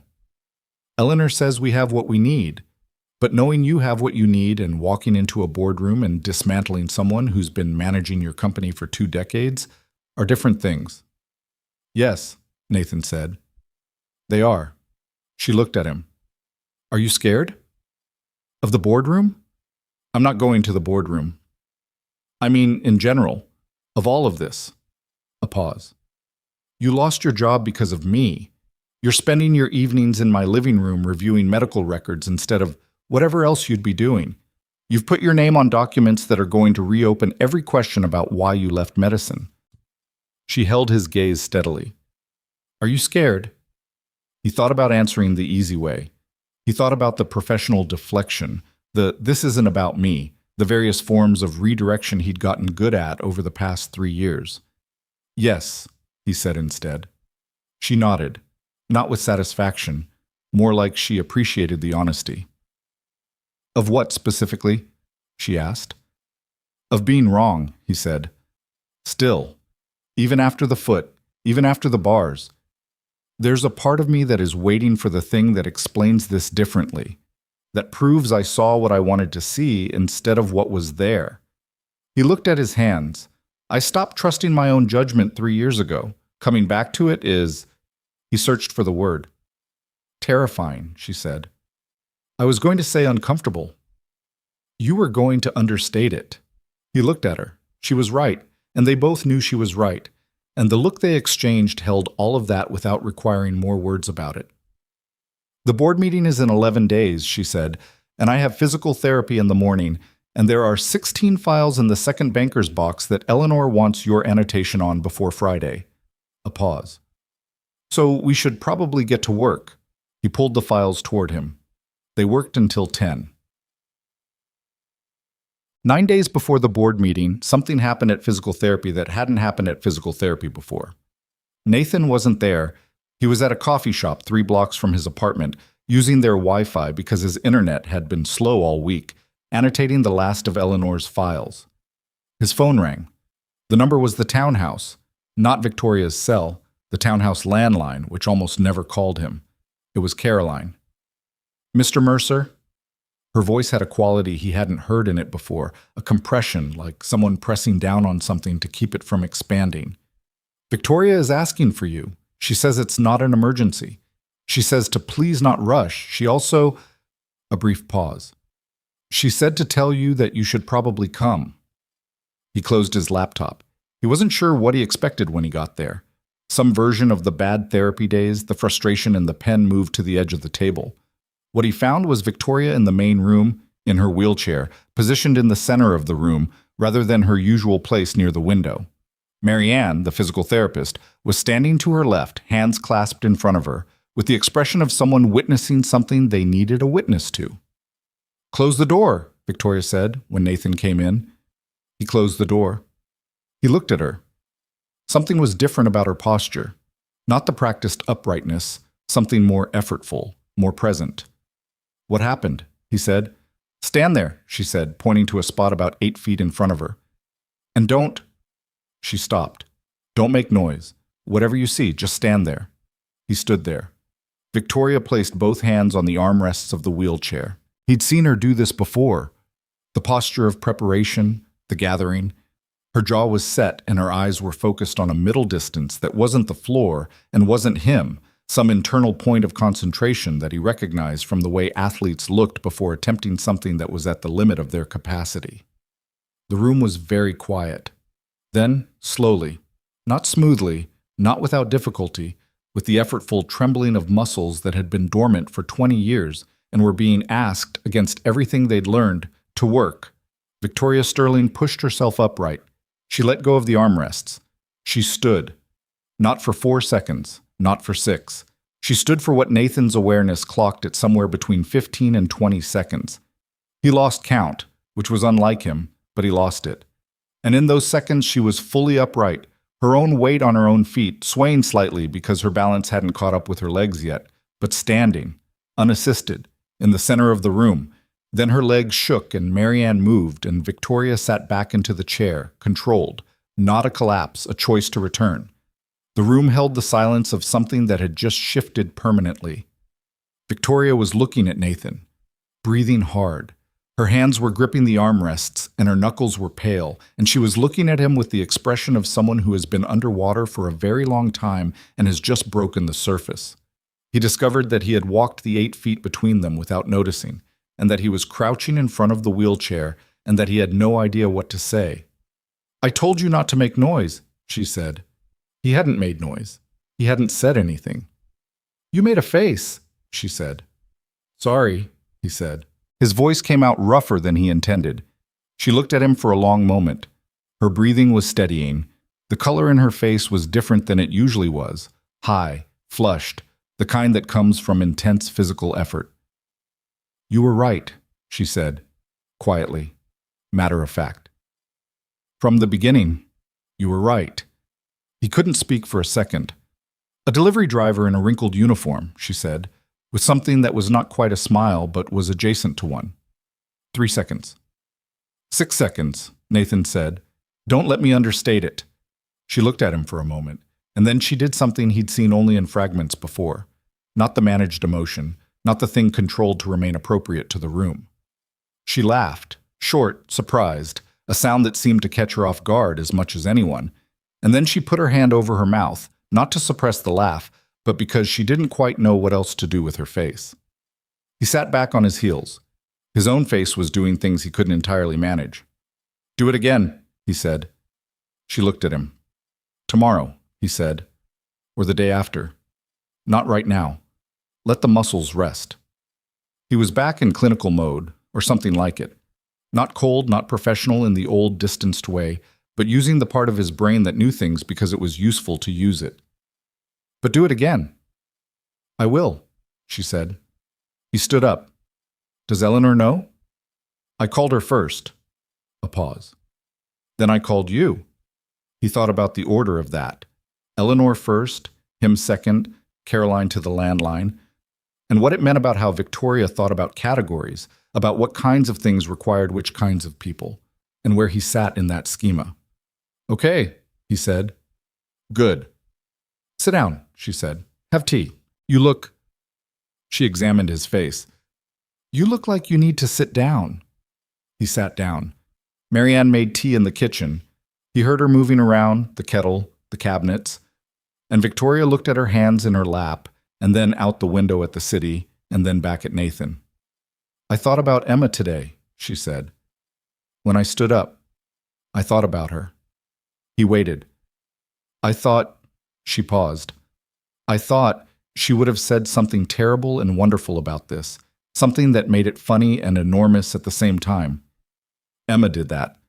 She could make anything enormous without making it heavy." A small pause. "I missed her in a different way today. Not the guilty way, just missing her. The way you miss someone who should have been here and isn't." "That's different," Nathan said. "Yes," she said. "It is." Marianne brought the tea. Nobody said anything for a while, and outside the city did what it always did, which was everything and nothing in particular. the background noise of several million lives running simultaneously. And in the townhouse on the quiet street, with the piano in the corner and the annotated sheet music, the three of them sat with something that had happened and let it be as large as it actually was. The board meeting was called for 9 in the morning on a Thursday in the 42nd floor conference room of Sterling Tower. Nathan was not in the building.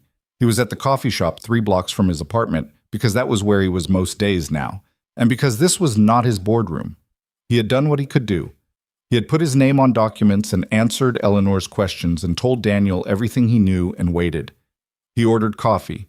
He opened his laptop. He did not work. He looked at the screen. His phone rang at 9:47. Eleanor Marsh.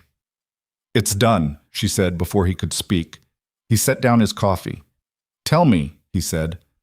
"She walked in," Eleanor said, and her voice had something in it that he was not sure he had ever heard in the voice of a corporate attorney, a barely contained astonishment, a kind of reverence for what she'd seen.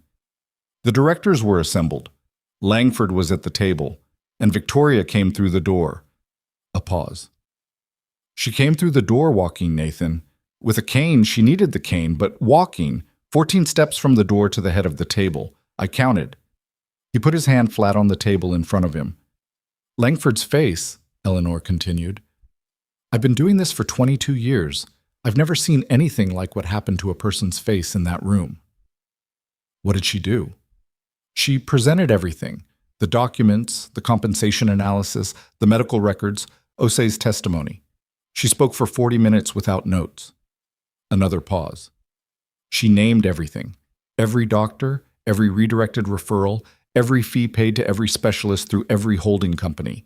She put it all in the room." How did the board respond? "The way boards respond when they understand that the liability has a face, and that face is Richard Langford, quickly and thoroughly." Eleanor's voice had returned to its usual precision. Langford attempted to dispute several of the documents. He said the medical analysis came from an unqualified source. Victoria said, a brief pause that sounded like Eleanor reviewing notes. Victoria said, "The source saw something in 3 seconds that 41 qualified doctors missed over 20 years, and I am standing in this room as the evidence." Nathan was quiet. He was removed from the meeting at 10:23. He will be removed from the company formally within the week, pending the board's vote, which is expected to be unanimous. The legal process, criminal investigation, potential charges, that's going to take time. These things always take time. A pause. "But he's done, Nathan. In every sense that matters immediately, he is done." The coffee shop was doing its mid-morning thing around him. Espresso machines, quiet conversations, someone typing near the window. Ordinary, continuous, indifferent. "How is she?" Nathan asked. A pause. "You should call her," Eleanor said, "or go there. I think she'd like that better than me describing it." He closed the laptop, left a tip he couldn't quite afford, and walked out into the morning and called Victoria's phone as he walked, and she picked up on the second ring, and he could hear, immediately, that she was in the car. The sound of movement, the slight acoustics of an enclosed space. "I heard," he said. "Eleanor called you." Not a question. "Are you okay?" A long pause, not a troubled one. The pause of someone who is not sure that okay is the right category. "I think so," she said. Another pause. "I'm in the car, and I'm going home, and my legs are very tired because I stood up in front of 12 people, and I can't entirely feel them right now, but my therapist says that's expected, and She stopped. "I keep thinking about the 14 steps." "Eleanor counted," Nathan said. "I counted too," Victoria said. "Everyone." He was walking through the city, past the coffee shop and the parking garage and the laundromat and the Korean market with the fruit stacked in the window. And the sun was doing the fall thing it did, low and golden, and making everything look like it was in the best light it had ever been in. "What happens now?" he asked. "For you." "More therapy," she said. "A lot more. And the company, there's going to be a lot to manage in the next few months. Undoing 20 years of Richard's architecture is not going to be—" She stopped. "It's a lot. But it's yours to do." Nathan said. Yes. Quietly. It is. He turned onto his street. He could see his building from here, the fire escape, the fourth-floor window of his apartment. Nathan, Victoria said. Yeah. The complaint against you. I spoke to the board this morning. 2 of the directors know the CEO of Consolidated Logistics. The complaint will be withdrawn by the end of the week. You'll have your job back. He stopped walking. The suspension was Langford's, Victoria said. Every record of it will be corrected. And, she paused, I also want to say something else, and I want you to actually hear it. Okay. You should not go back to that job, she said. Not permanently. I know that's not my decision. I know you'll tell me it's not my place, and I know you have good reasons for having done what you've done for the past 3 years, and I'm not dismissing them. A pause. But you saw something in a conference room in 30 seconds that nobody saw in 20 years. And that can't just drive a van, Nathan. It's too much. It belongs somewhere that uses it. He stood on the sidewalk outside his building. Upstairs, his apartment was empty. Lily was at school. The kitchen was probably a mild mess. The cracked tile was exactly where it had always been. I'll think about it, he said. I know you will, Victoria said. I know you'll think about it for approximately 2 years and then do it. Maybe less, he said. Maybe, she said, and then quieter. I stood up in that room today, Nathan. I walked to the head of my table and I said true things and nobody could stop me. A pause. I don't think I knew it was possible. For so long, I didn't think it was possible. He sat down on the front stoop of his building. An old woman walked past with a small dog. A taxi went by. The city moved. I know, he said. You knew before I did, she said. So I want to say this. She stopped. Thank you. Not the polite thank you, the actual one. For seeing it. For saying it. For not leaving when it got complicated. He thought about the first evening, the conference room, the clipboard in his hand and everything in him saying, stop, you don't do this anymore. He thought about losing the argument with himself in the elevator. I almost left, he said. I know you did, she said. I could see it. What made you think I'd say it anyway? You stopped, she said. You stopped moving and you looked at me, and someone who is going to keep it to himself doesn't stop moving. He keeps walking and he doesn't make a sound. A pause. You stopped. He thought about that. The specific 3-second geography of it, the conference room, the palette, the woman reaching for a water glass, and something in his brain coming back online like a light in a window. How did you know to trust it? He said. The thing I said. How did you know it wasn't? Because you didn't want to say it, Victoria said simply. People who want to tell you something important about yourself say it easily. They've been waiting to say it. You look like someone who had found something they weren't supposed to find and were trying to put it back. He exhaled. Go see Lily, she said. You should pick her up from school yourself today. Tell her, she paused. Tell her the man named Richard is gone. She'll want to know exactly what happened. I know, tell her. She's 7. She'll understand it better than most adults, Victoria said. She always does. He stayed on the stoop for a moment after they hung up, sitting with the weight of the day. The morning sun had shifted while he was on the phone, moved its angle, and now the street was in a different light. Not the golden thing from earlier, something more ordinary, more like just afternoon. The old woman with the small dog had turned the corner. The taxi was long gone. He sat there in the ordinary afternoon light and thought about 14 steps and counted them, quietly, to himself, the way you count something you need to make real.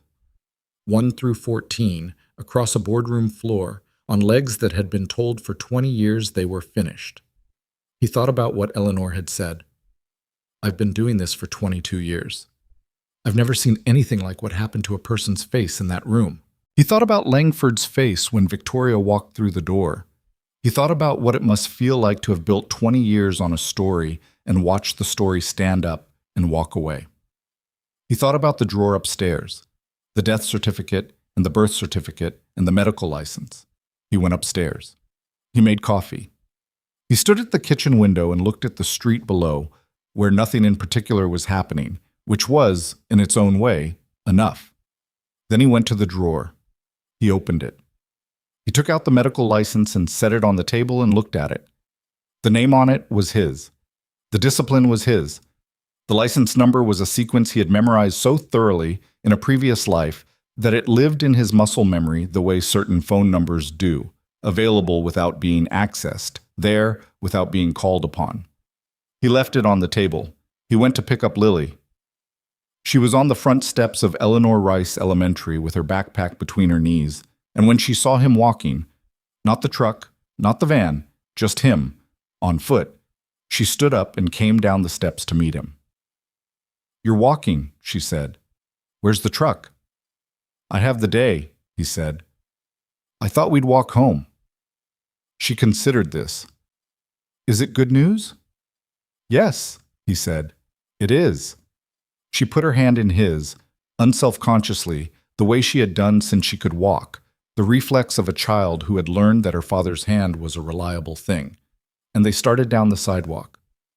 "Tell me," she said. He told her. All of it, the right version for 7, which was not much shorter than the adult version because Lily had never responded well to being managed. He told her about the boardroom and the 14 steps and what Eleanor had said about Langford's face. He told her that Richard Langford was gone from Victoria's company and that the truth had been the thing that removed him. Lily walked beside him, processing. 2 blocks. 3. Past the mural with the purple elephant. "Victoria walked," Lily said finally. 14 steps, Nathan said. Lily was quiet for another half a block. "That's a lot," she said. "That's a lot," he agreed. She thought about it some more. "Dad," she said. "Yeah." "You should be a doctor again." He looked down at her. "I know you think it's complicated," she said, with the patient tone of someone who has thought about a thing and concluded that the complications are overrated. "But you're good at it. You made Victoria walk." She paused. "That's the doctor thing, not the delivering thing." He kept walking. "Lily," he said. "What?" "I love you." She looked up at him. "I know," she said. "I love you too. That's not the same as being right." He was quiet for a moment. "No," he said, "it's not." She kept walking. He kept walking. The city moved around them in all its ordinary enormity, and above the street the sky was doing the thing it did in fall, going blue in that specific deep way that only happened for a few weeks a year and made people stop and look up even when they were in a hurry, even when they had somewhere to be. Nathan looked up. His daughter's hand was in his. The medical license was on his kitchen table. 14 steps had crossed a boardroom floor, and the man who had built a 20-year architecture of damage had watched his own story collapse in under 40 minutes. And somewhere in the city, in a townhouse on a quiet street, a woman was practicing walking the length of her own hallway for the first time in 2 decades, alone, without bars, without an audience, with nothing but the wall within reach and her own legs underneath her and all the time she needed. She fell twice, probably. She got up both times. She did fall twice. Victoria told him this 3 days after the board meeting, on a Tuesday evening when he came to the townhouse and found her in the hallway rather than the main room, standing with one hand on the wall, moving slowly toward the kitchen with the careful deliberateness of someone crossing a field they suspect might be mined. "You should sit," Nathan said from the doorway. "I've been sitting for 20 years, she said without stopping. "I think I've fulfilled that obligation." He watched her make it to the kitchen doorway. She turned around. The return trip was steadier than the outbound. Her body was learning faster than either of them had expected, the muscle memory not gone but buried, the way a language sounds foreign until suddenly it doesn't. She made it back to the wheelchair and sat down, and the breath she let out was the kind that costs something. "You said you fell," Nathan said, "the first night, in the hallway, trying this." A pause. "Twice. Got up both times." "Were you alone?" "Caroline was here." "Did Caroline help you up?" "Caroline offered to help me up," Victoria said. "I told her to stand there and not touch me." She looked at her hands. "I needed to do it myself, the getting up part." A pause. "Does that make clinical sense, or is it just stubbornness?" "Both," Nathan said. "Both things can be true." She almost smiled. The almost smiles had been getting closer to actual smiles over the past several weeks, the distance between the two narrowing in a way that Nathan had noticed without remarking on, the same way he noticed everything about her without remarking on most of it. That was its own separate thing, one he was dealing with in the orderly way he dealt with most things he wasn't ready to address directly, which was to acknowledge it quietly in the part of his mind that kept honest accounts and then continue functioning. They had tea. They talked about the company. The board had approved an internal audit of Langford's full tenure, and Eleanor was coordinating with 2 external law firms and a forensic accounting team that had been working 18-hour days for the past week. The picture that was emerging was, in Eleanor's precise language, extensive. Not just the medical interference, not just the compensation arrangement. The audit was finding evidence of financial decisions over the past decade that had benefited Langford's private holdings at the company's marginal expense, nothing catastrophic, nothing that would sink SCG, but the kind of slow and careful siphoning that only works when the person siphoning is also the person explaining the statements. 20 years, Victoria said. All of it, 20 years. Does it change how you remember it? Nathan asked. The time with him. She thought about this seriously, which was how she thought about most things. Some of it, she said. The memories that had felt like kindness. I keep re-examining them, looking for the other thing inside them. A pause. But I have to be careful with that. Not everything was a manipulation. Some of it was just a person doing what people do when they care about someone. She looked at the window. He may have started that way, actually caring, and then it curdled over years into something else. People do that, Nathan said. It doesn't make it better. No, he agreed. It doesn't. She was quiet for a moment. The grief counselor I used to see years ago for my father, she said that betrayal by someone who loved you was the most complicated kind, because you couldn't cleanly hate it, because the real thing and the corrupted thing existed in the same memory. She turned from the window. I think about that now. How does it sit? Badly, she said simply. It sits badly. I expect it will for a while. A pause. I'm trying to let it sit badly instead of resolving it prematurely into something cleaner. Nathan looked at her. 3 months ago, in a conference room with a clipboard in his hand, he had watched a woman reach for a water glass and seen a pattern his trained mind could not ignore. He could not have predicted this room, this evening, this version of Victoria Sterling, more tired, more open, more genuinely present than the executive precision of that first impression, less armored and more herself, which was a different and more difficult thing to be. Dr. Voss wants to reduce our sessions to once a week, Victoria said. She says the acute phase is moving into the maintenance phase. Do you agree? I think I'm scared to agree, Victoria said, with the directness she'd developed over the past weeks, a willingness to say the scared thing out loud rather than managing it into something more presentable. The sessions they've been the container for all of this. Twice a week there was a room where I was allowed to fall apart and be put back together. Once a week seems less. But you're not falling apart as much, Nathan said. No, she admitted. I'm not. A pause. That's how you know it's working, I suppose. When the container becomes less necessary because you've become more, she searched for the word. Structurally sound, Nathan said. She looked at him. That's a very clinical way to describe a person.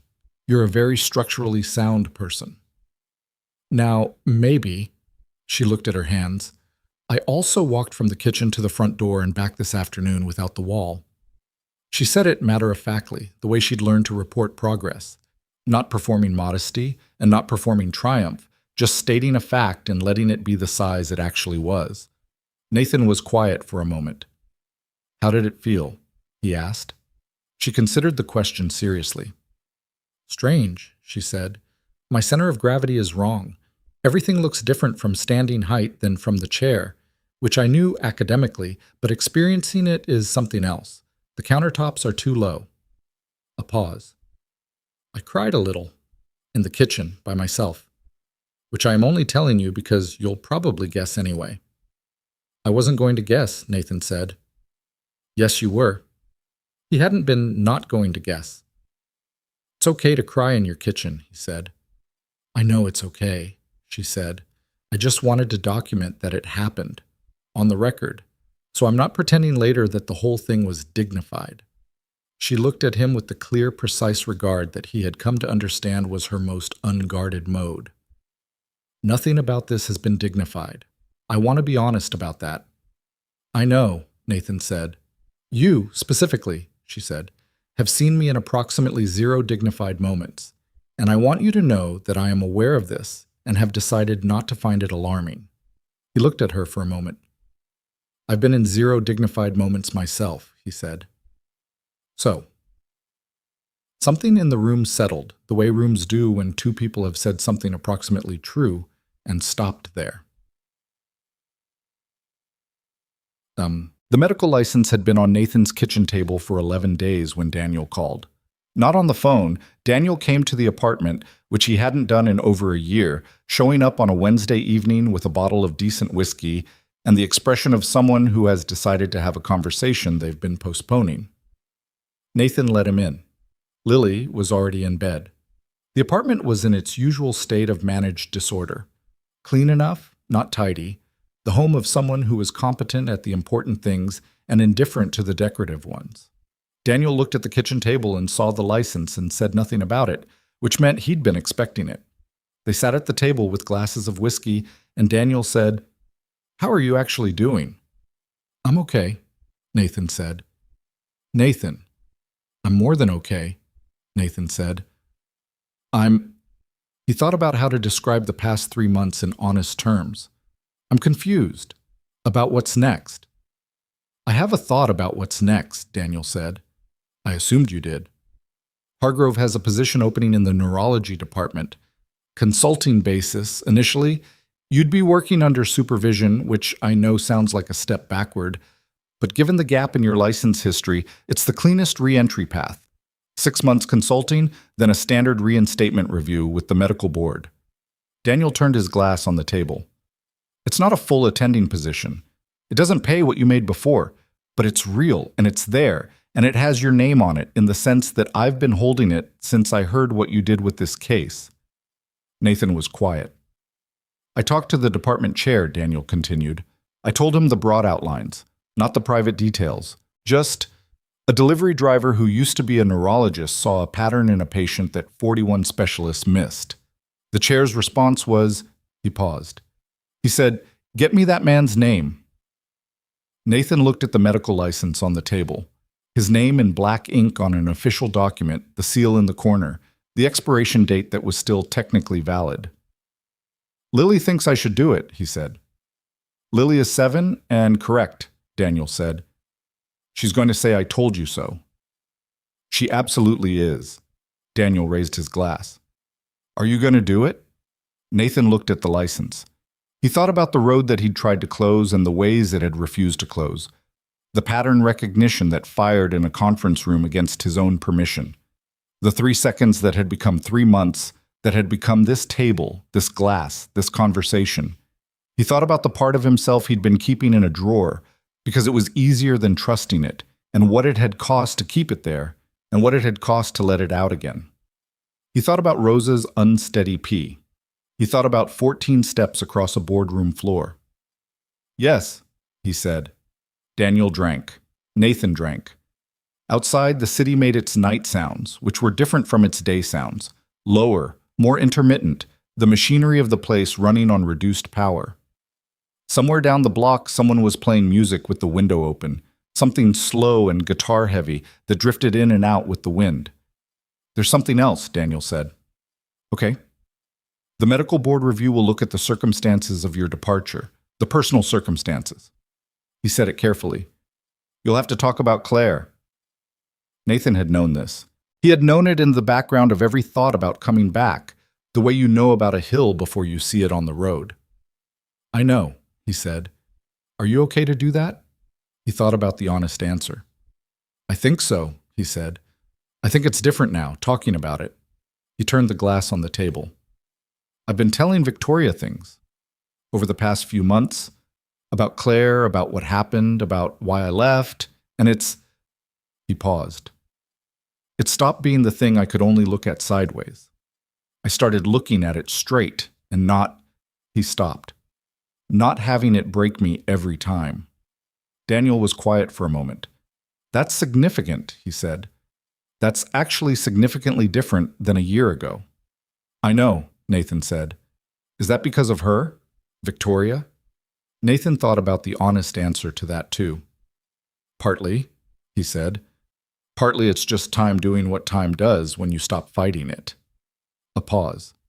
And partly it's Lily. She's been... He exhaled.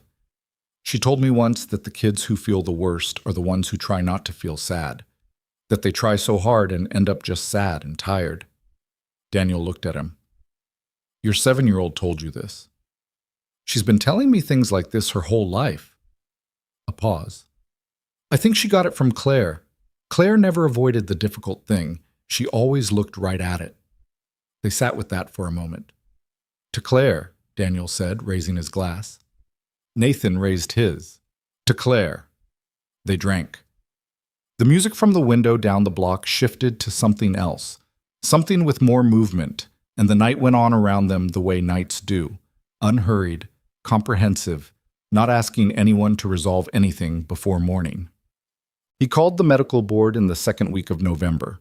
The woman who answered was named Patricia, and she was patient and thorough and gave him a list of requirements for reinstatement review that was longer than he'd expected and shorter than he'd feared. He wrote everything down. He made a timeline.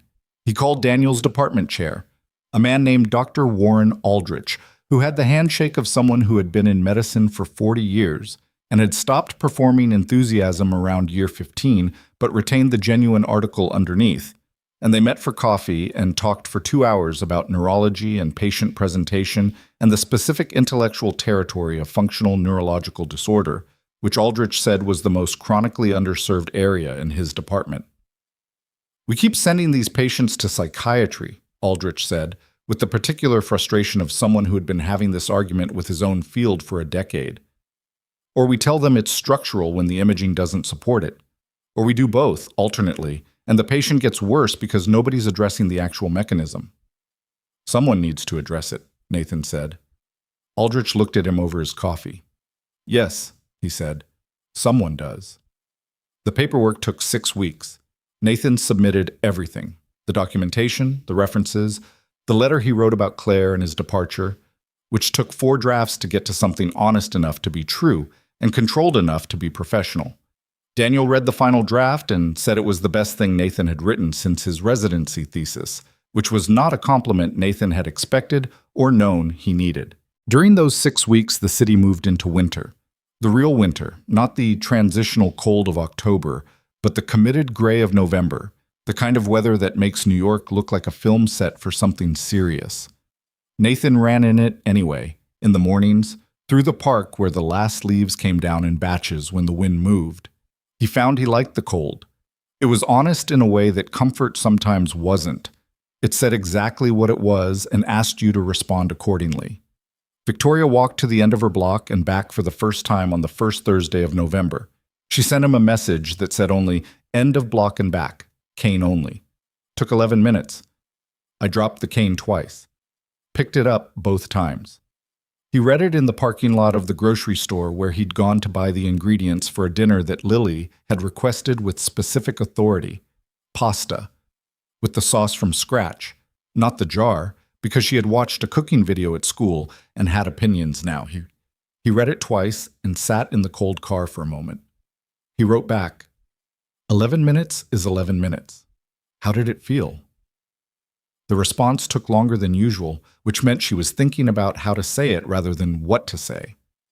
Like the city was larger than I remembered, she wrote finally. And I was in it. He drove home. He made the pasta from scratch, which was more labor-intensive than he'd remembered, and involved a sauce that stuck to the bottom of the pan twice, and a quantity of garlic that Lily deemed probably too much, and then ate with enthusiasm. They ate at the kitchen table with the cracked tile and talked about Lily's day, a class project about ecosystems that she had strong feelings about, a disagreement with Priya that had been resolved, a substitute teacher who had mispronounced her name and been corrected with great precision. Dad, Lily said, twirling pasta around her fork with the focused intensity she brought to mechanical problems. When you go back to being a doctor, can I visit your office? It'll be a while before I have an office, Nathan said. I start as a consultant. It's more like sitting in on other people's cases. But eventually, yes. She nodded. I want to see where you work, the real work, not the van. She paused. I love the van, but it's not the real work. He looked at her. 8 years old in 3 weeks. The birthday was approaching in the inexorable way of children's birthdays, which moved faster than any other time. She had her mother's eyes and her mother's directness, and something that was entirely her own, some quality of clear-sightedness that wasn't inherited from either of them, that seemed to have simply arrived with her like her own original fact. Okay, he said. Eventually. She went back to her pasta. Is Victoria going to be okay? Yes, he said. She is. Like, actually okay. Not just okay for her. She's going to be more okay than she's been since she was 10 years old, Nathan said, which is actually okay. Lily considered this. Good, she said, with the finality of someone ticking something off a list. The reinstatement review was in December, on a Tuesday, in a room at the medical board offices that smelled of carpet cleaner and the particular institutional neutrality of spaces where important things happen on a bureaucratic schedule. There were 3 people on the review panel. Nathan had submitted everything in advance: the letter, the references, Daniel's support documentation, a summary of his involvement in Victoria's case that had been reviewed by Eleanor for legal clarity before submission. He sat in a chair on one side of a conference table, and the 3 panelists sat on the other, and he answered their questions for 2 hours. Some of it was routine. Some of it was not. The third panelist, a woman named Dr. Helena Cross, who specialized in medical ethics, asked him to describe the circumstances of his original departure. He described them. He did it in the language of the 4th draft, the version that was honest enough to be true. The surgery, the phone off, the missed calls, the specific geography of the worst hour of his life.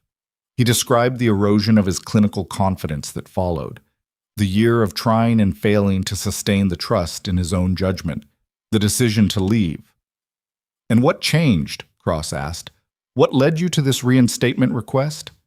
He thought about the honest answer. I saw something I couldn't unsee, he said, in a patient I had no professional relationship with, no clinical authority to evaluate. I was delivering equipment, and I saw a pattern, and I said it out loud before I could talk myself out of it, and it turned out to be right. He paused. And I realized that the part of me I'd been keeping in a drawer for 3 years had not actually deteriorated in the drawer. It had just been waiting. Cross looked at him for a moment. Did the outcome of that case restore your confidence in your judgment? Nathan thought about this carefully. No, he said. Not exactly. I don't think confidence in your own medical judgment should ever be fully restored. I think some of what I lost was worth losing. He paused. What I got back was the willingness to use it anyway, under the knowledge that it can be wrong, that the most careful assessment can be wrong, and that it's still worth making. Cross made a note. The panel deliberated for 30 minutes while Nathan sat in a waiting area with a coffee that had been sitting since before he arrived and a magazine from 4 months ago. He read the same paragraph 3 times without retaining it. When Cross came out, she looked at him with the composed expression of someone delivering a verdict they have decided on and are not second-guessing. Conditional reinstatement, she said. 6-month supervised consulting period, standard review at month 3. Full reinstatement pending satisfactory completion. A pause. Welcome back, Dr. Mercer. He drove home through December traffic, which was its own particular form of city purgatory, and sat in the parked truck outside his building for a while. The sky above the buildings was the color of old pewter, the specific December gray of a city that has given up on natural light until March, and replaced it with the artificial festive kind. Someone had strung lights along the fire escape of the building next to his, colored ones, slightly uneven, the kind of decoration that said we are trying more than we are elegant. He liked it better for that. He called Victoria. I heard, she said immediately, which meant Daniel had called her. which meant Daniel had somehow known before Nathan had called him, which meant Daniel was the kind of person who found out things by the particular alchemy of being connected to everything. Word travels, Nathan said. I'm glad, she said. How do you feel? He thought about the question. He was sitting in a truck outside his building on a December afternoon, 32 years old, and in possession of a conditional medical reinstatement and a daughter who had opinions about garlic and a kitchen tile that was still cracked and a drawer that no longer needed to contain anything he couldn't look at directly. Like myself, he said, for the first time in a while. She was quiet for a moment. Good, she said, in the tone she used for things that were more than good but didn't require elaboration. How are you? He asked. I walked to the coffee shop on Mercer Street this morning, she said. The one 2 blocks from here. How was it? Slow, she said. Cold. The sidewalk on the second block has an uneven section that I didn't notice until I was on it. A pause. I had coffee at a table by the window. Took me 4 minutes to sit down because the chair situation was complicated. Another pause. It was the best coffee I've had in 20 years. The coffee at that place is mediocre at best, Nathan said. I know, Victoria said. That's not why. He exhaled. Outside his building, the uneven lights on the fire escape caught the gray afternoon light and gave it back in small colored points, and the city moved through its December routine. Taxis, pedestrians, a delivery truck double-parked with the specific indifference of someone who has made peace with the tickets. I've been thinking about something, Victoria said. Okay. The clinical side of what you did, the F&D work, the connection between psychological trauma and somatic presentation. Voss says it's dramatically underfunded as a research area. Under-resourced clinically, underpublished. She says the patients who could be helped are often the ones who fall through every available gap because nobody knows where to put them. She's right, Nathan said. SCG has a philanthropic arm, Victoria said. It's been dormant for most of Langford's tenure, which is not a coincidence, I've come to understand. A pause. I'm thinking about redirecting a portion of it toward this specific area. Research funding, clinical training, patient access programs. Another pause, this one with a different weight. I'd want someone involved who understood both the clinical and the patient side, who knew what it actually looked like from both seats. Nathan was quiet. I'm not offering you a job, Victoria said preemptively. You have a job, a real one, that you've just gotten back. I'm asking if you'd be willing to consult on the program design. Informally, he said. A pause. Is that the arrangement that works best for us? The word us sat in the sentence in a way that was not entirely clinical. I'll think about it, he said. I know you will, she said, and then you'll say yes. He didn't argue with that. In January, Nathan began at Hargrove Medical. The first day was exactly as uncomfortable as he'd expected and exactly as necessary. He was introduced as Dr. Mercer again. The title felt strange in his mouth, like a coat he'd put in storage and was now relearning the weight of. And he sat in on a case conference in the neurology department with 6 residents who were, almost to a person, younger than he'd imagined residents could be, which meant he was 32 and aging. Aldrich's department ran differently than the hospital where Nathan had trained, more collaborative, more willing to say I don't know in a room full of people, which Nathan had always believed was the most important clinical skill and the hardest to teach.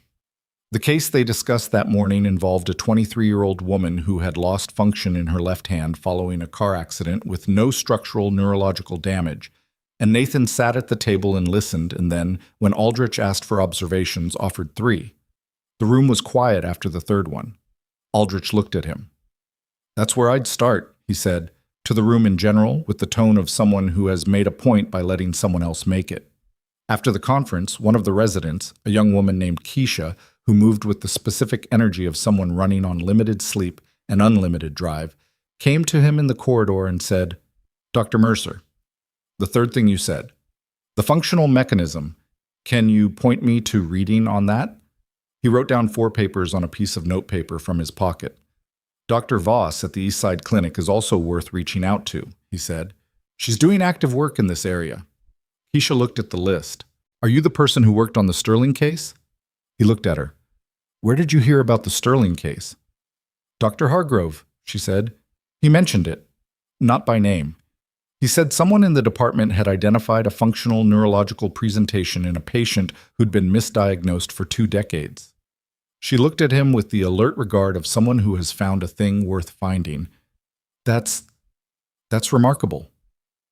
I made an observation, Nathan said. The patient did the rest. Keisha looked at her notes. Still, she said. He went home that evening and told Lily about the residents and the case conference and the woman named Keisha who had come to find him in the corridor. He was at the stove making dinner. Something simple, pasta again. Lily had developed a pasta phase. And Lily was at the kitchen table with her homework, and he talked and she listened in the way she listened when she was paying full attention, which was completely without performing it. You sound different, she said when he'd finished. Different how? She thought about it. Like you have somewhere to be, she said. Like you did before, but I was little, so I don't really remember. But you sound like that. He stood at the stove and thought about this. Yeah, he said. I think so. She went back to her homework. He finished the pasta. They ate. Checked. The letter came on a Thursday morning in February. Victoria had been walking without the cane for 3 weeks. Not always. Not over long distances. The cane still lived by the front door of the townhouse in case she needed it. But in the rooms of her own house, and on the shorter walks she took now in the mornings, she moved without it. Her gait was still not entirely even. Her balance on uneven surfaces was still something she thought about consciously rather than trusting automatically. She had accepted, with the pragmatism that was her fundamental mode, that complete recovery was an imprecise concept, that better was a more useful measurement than whole, and that she was measurably, substantially, irreversibly better in ways she intended to spend the rest of her life being grateful for without making it into a personality. The letter was on her kitchen table when she came down in the morning, put there by Caroline, who left notes on important things with a post-it that said only FYI in every situation, regardless of urgency. It was from Emma Hartley's mother. She sat down at the table without meaning to. Her legs simply made the decision, which was still sometimes how it worked, the body having opinions independent of the mind. She held the letter and didn't open it for several minutes. She had not spoken to Emma's mother since the month after the accident, 20 years ago. She had been 10, and Margaret Hartley had been. Victoria had not remembered much about that last meeting, only the quality of the room and the way the older woman had looked at her, which had not been accusatory but had contained something Victoria had spent 20 years interpreting as accusation. She opened the letter. Margaret Hartley wrote, in the careful cursive of someone who had taken time with every word, that she had seen a news item. Not the board meeting, something smaller. A profile of Victoria in a business publication that had mentioned her recovery and, briefly, its psychological dimensions. Margaret had read it twice. She had thought about writing for 3 weeks before writing. She wrote that she had always known, somewhere, that Emma's death had hurt Victoria in ways that nobody had addressed. She wrote that she had thought about reaching out for years and hadn't, because she hadn't known what to say, and because grief does that. Makes you certain that anything you say will make things worse. She wrote that Emma would have been 30 years old this year. She wrote that Emma would have found the whole story, the delivery man, the conference room, the 20-year mystery, enormously entertaining and would have wanted to know every detail. She wrote, "My daughter loved you very much. She would not want you to have carried this." Victoria sat at the kitchen table in the February morning with the letter in her hands and did the thing she had warned Nathan about on the first evening, in the room with the cold tea. She cried, more than 6 times, in the way that is not about being weak or being broken, but about something finally being safe enough to release. She cried for Emma, which she had done in fragments for 20 years, but never quite completely. She cried for the 10-year-old on the slope and the specific terrible arithmetic of watching someone fall and being unable to stop it. She cried for the 19 years between Sandra Osei's report and Nathan stopping in a conference room and what those years had contained. She cried for a long time. Then she got up, which still required care but required less care than it had 3 months ago, and made herself coffee and sat with it by the window where she had sat so many evenings in the past months, watching the city. She called Nathan at 8:30. "A letter came," she said when he picked up. He listened while she told him about it. He was quiet in the particular way he was quiet when he was fully present, not filling the space, not managing it, just there. When she finished, he said, "How are you?" "Strange," she said. "Good strange." A pause. She said Emma would have wanted to know every detail. "She would have," Nathan said with a certainty that surprised Victoria slightly, since he had never known Emma. "From everything you've told me about her, she would have had opinions about all of it." "She would have had opinions about you," Victoria said. "Good or bad?" "That would have depended entirely on how you performed in the first 5 minutes," Victoria said. Emma had no patience for anyone who took themselves seriously. "I don't take myself seriously." "No," Victoria said. "You really don't." She would have liked that. He was quiet for a moment. "I'm going to write back to her," Victoria said. "Margaret, I don't know what I'll say yet, but I'm going to write." "That's right," Nathan said. "That's the right thing." "I know." A pause. "Nathan, can I ask you something?" "Yes." "Are you happy? Generally. Not with any specific thing. Just, are you?" He thought about the honest answer. He thought about the first case conference and Keisha's corridor question and the pasta and the colored lights on the fire escape. He thought about Lily at the kitchen table and the medical license that was no longer in the drawer and what it felt like to be 32, and in the process of becoming something he'd stopped believing he could be again. "I'm getting there," he said. "Good," Victoria said. "Me too." She looked out the window at the February city. A woman walking a large, entirely inconvenient dog. A taxi negotiating a difficult turn. A man on the opposite corner reading something on his phone, his coffee balanced on top of a mailbox with the casual faith of someone who trusts the physics. Ordinary, all of it.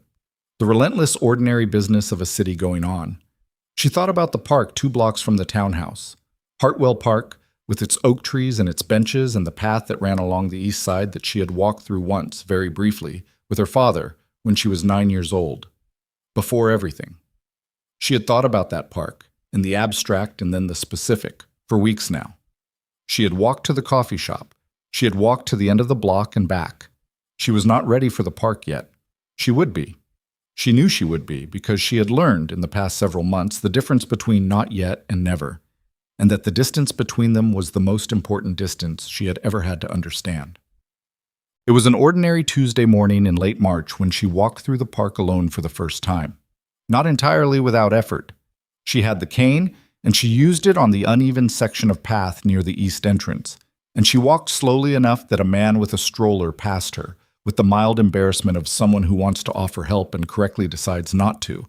The oak trees were doing the March thing, not leafed out yet, but the beginning of it, that first pale green that always looks tentative, like something testing whether it's safe to arrive.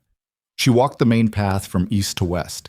She sat on a bench for 10 minutes, not from necessity, but because the bench was there and the morning was cold and clean, and the park was doing what parks do in early spring, which is to run several seasons simultaneously.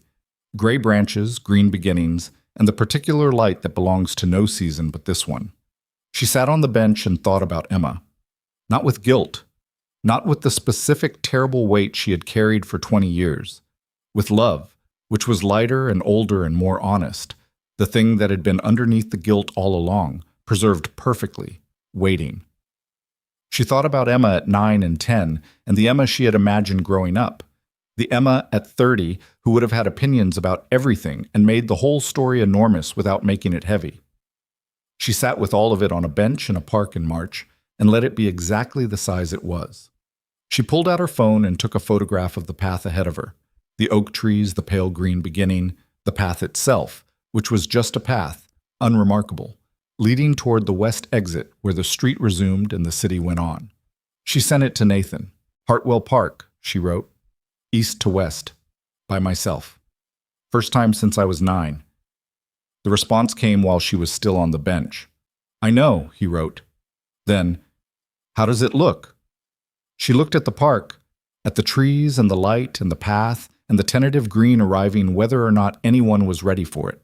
"Larger than I remembered," she wrote. "And I'm in it. She put her phone away.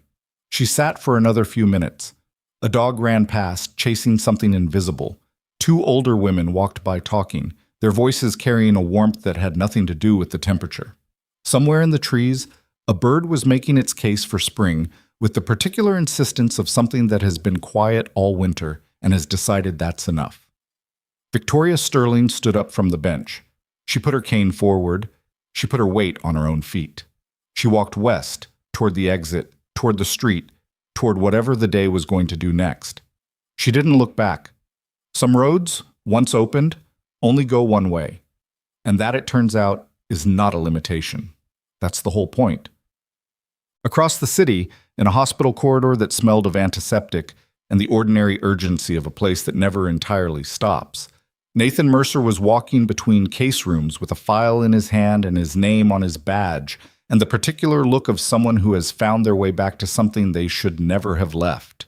Not serene, not complete, still carrying all the things he had always carried, Claire and the missed calls and the grief that didn't go away but had learned, finally, to be the size of something survivable.